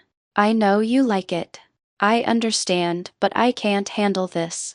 That's going too far. Let me suggest an alternative. Alternative, fine, whatever. Young Siwoo openly showed his disappointment. I was disappointed too, or rather, Kwon was. but doing such things in a movie theater is inconsiderate. You should maintain proper etiquette in public places. To make Beek Chinga curious, let's both put our feet up on the sofa. That's a good idea. Let's watch comfortably like we would at home. What do you think? Though secretly disappointed that his radical suggestion was rejected, Siwoo actively agreed with my opinion. I was worried he might whine about it, but as expected, young Siwoo is young Siwoo. He knows when to back down. But let me lean on your shoulder. Why not just lean on me without asking like you usually do? However, even though I suspected he might have some other scheme, I was grateful he asked first. I'll lean from my side, so just sit still. Really? Of course. I need to have control over the skinship. If you suddenly come at me, I get startled. Can't I hold your hand throughout the movie too? According to our contract terms, hand-holding is within the allowed range. I'm gradually getting used to handling the explosives during hand-holding, so I should use the excuse of watching the movie to get accustomed to skinship. Go ahead. As soon as the advertisements ended and the movie began, both pairs of feet disappeared from the floor. Only 2 pairs of shoes remained. What's going on? A confused Beek Chinga peeked over the divider. Though it was dark and hard to see clearly, the two were sitting very close together, focused on the movie. How's the situation? No. Despite spending 15 years together, young Siwoo had always shown only bland reactions to Beek Chinga. During tutoring, inevitable minor physical contact occurred, but each time, Siwoo maintained an expressionless face. He never showed whether he liked it or disliked it. Hey, that tickles. Sorry. Was I too close? No, it's fine, but in the momentary silence that fell over the theater, she could hear snippets of conversation from the next seats. Still, sitting like this really does feel like watching at home. Right? Hey, Lee, are you sneaking around? What? Come on. Is this not allowed either? Hey now, I see. So there are distances that can never be bridged. Because we're siblings, no matter that they are technically unrelated with different parents, to young Siwoo, she would forever be just a little sister and the daughter of his mentor. Beek Chinga realized this only today, after 15 years. He never joked around with me like that. Completely deflated, Beek Chinga slumped down from the divider. Tears dripped from her eyes. She didn't even have the energy to get angry and make a scene as she usually would. I hate you up really Hicksob. The cigarette-scented handkerchief from earlier was placed in Beek Chinga's hand. Looking up at the feeling of a solemn gaze, she saw Kwon Han-gil resting his chin on his hand, shaking his head. It meant she should give up now, as pursuing this would only hurt her more. Sob. Sniff. Still, they were in a movie theater. Beek Chinga chose to quietly sob instead of wailing. It felt like a child who had always displayed her emotions uncontrollably was taking her first step toward adulthood.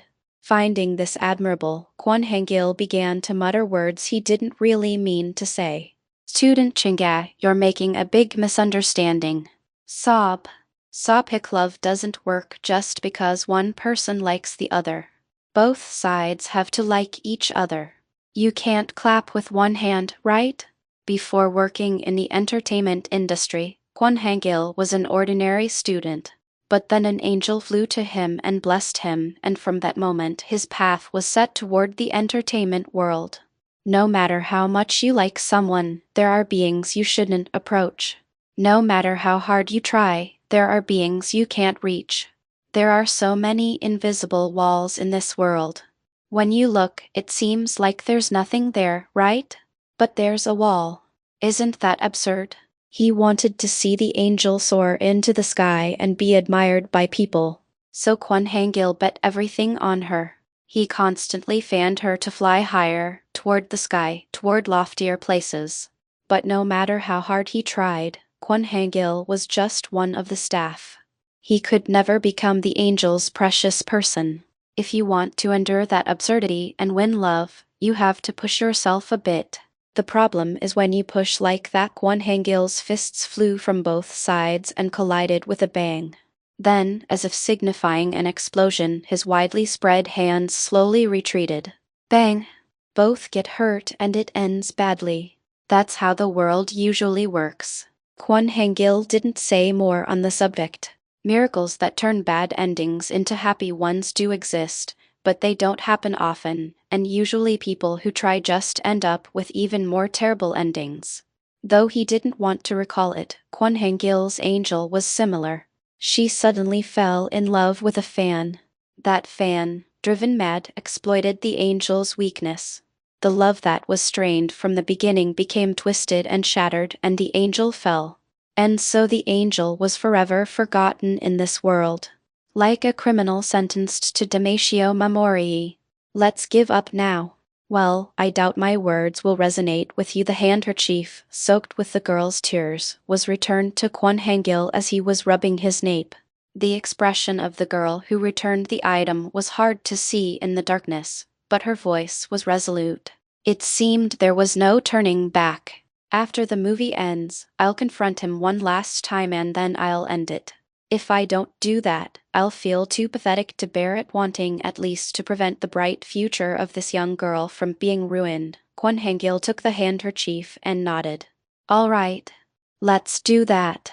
Chapter 86. One step forward. The movie was enjoyable, but I just couldn't focus. Whether intentional or instinctive, I don't know.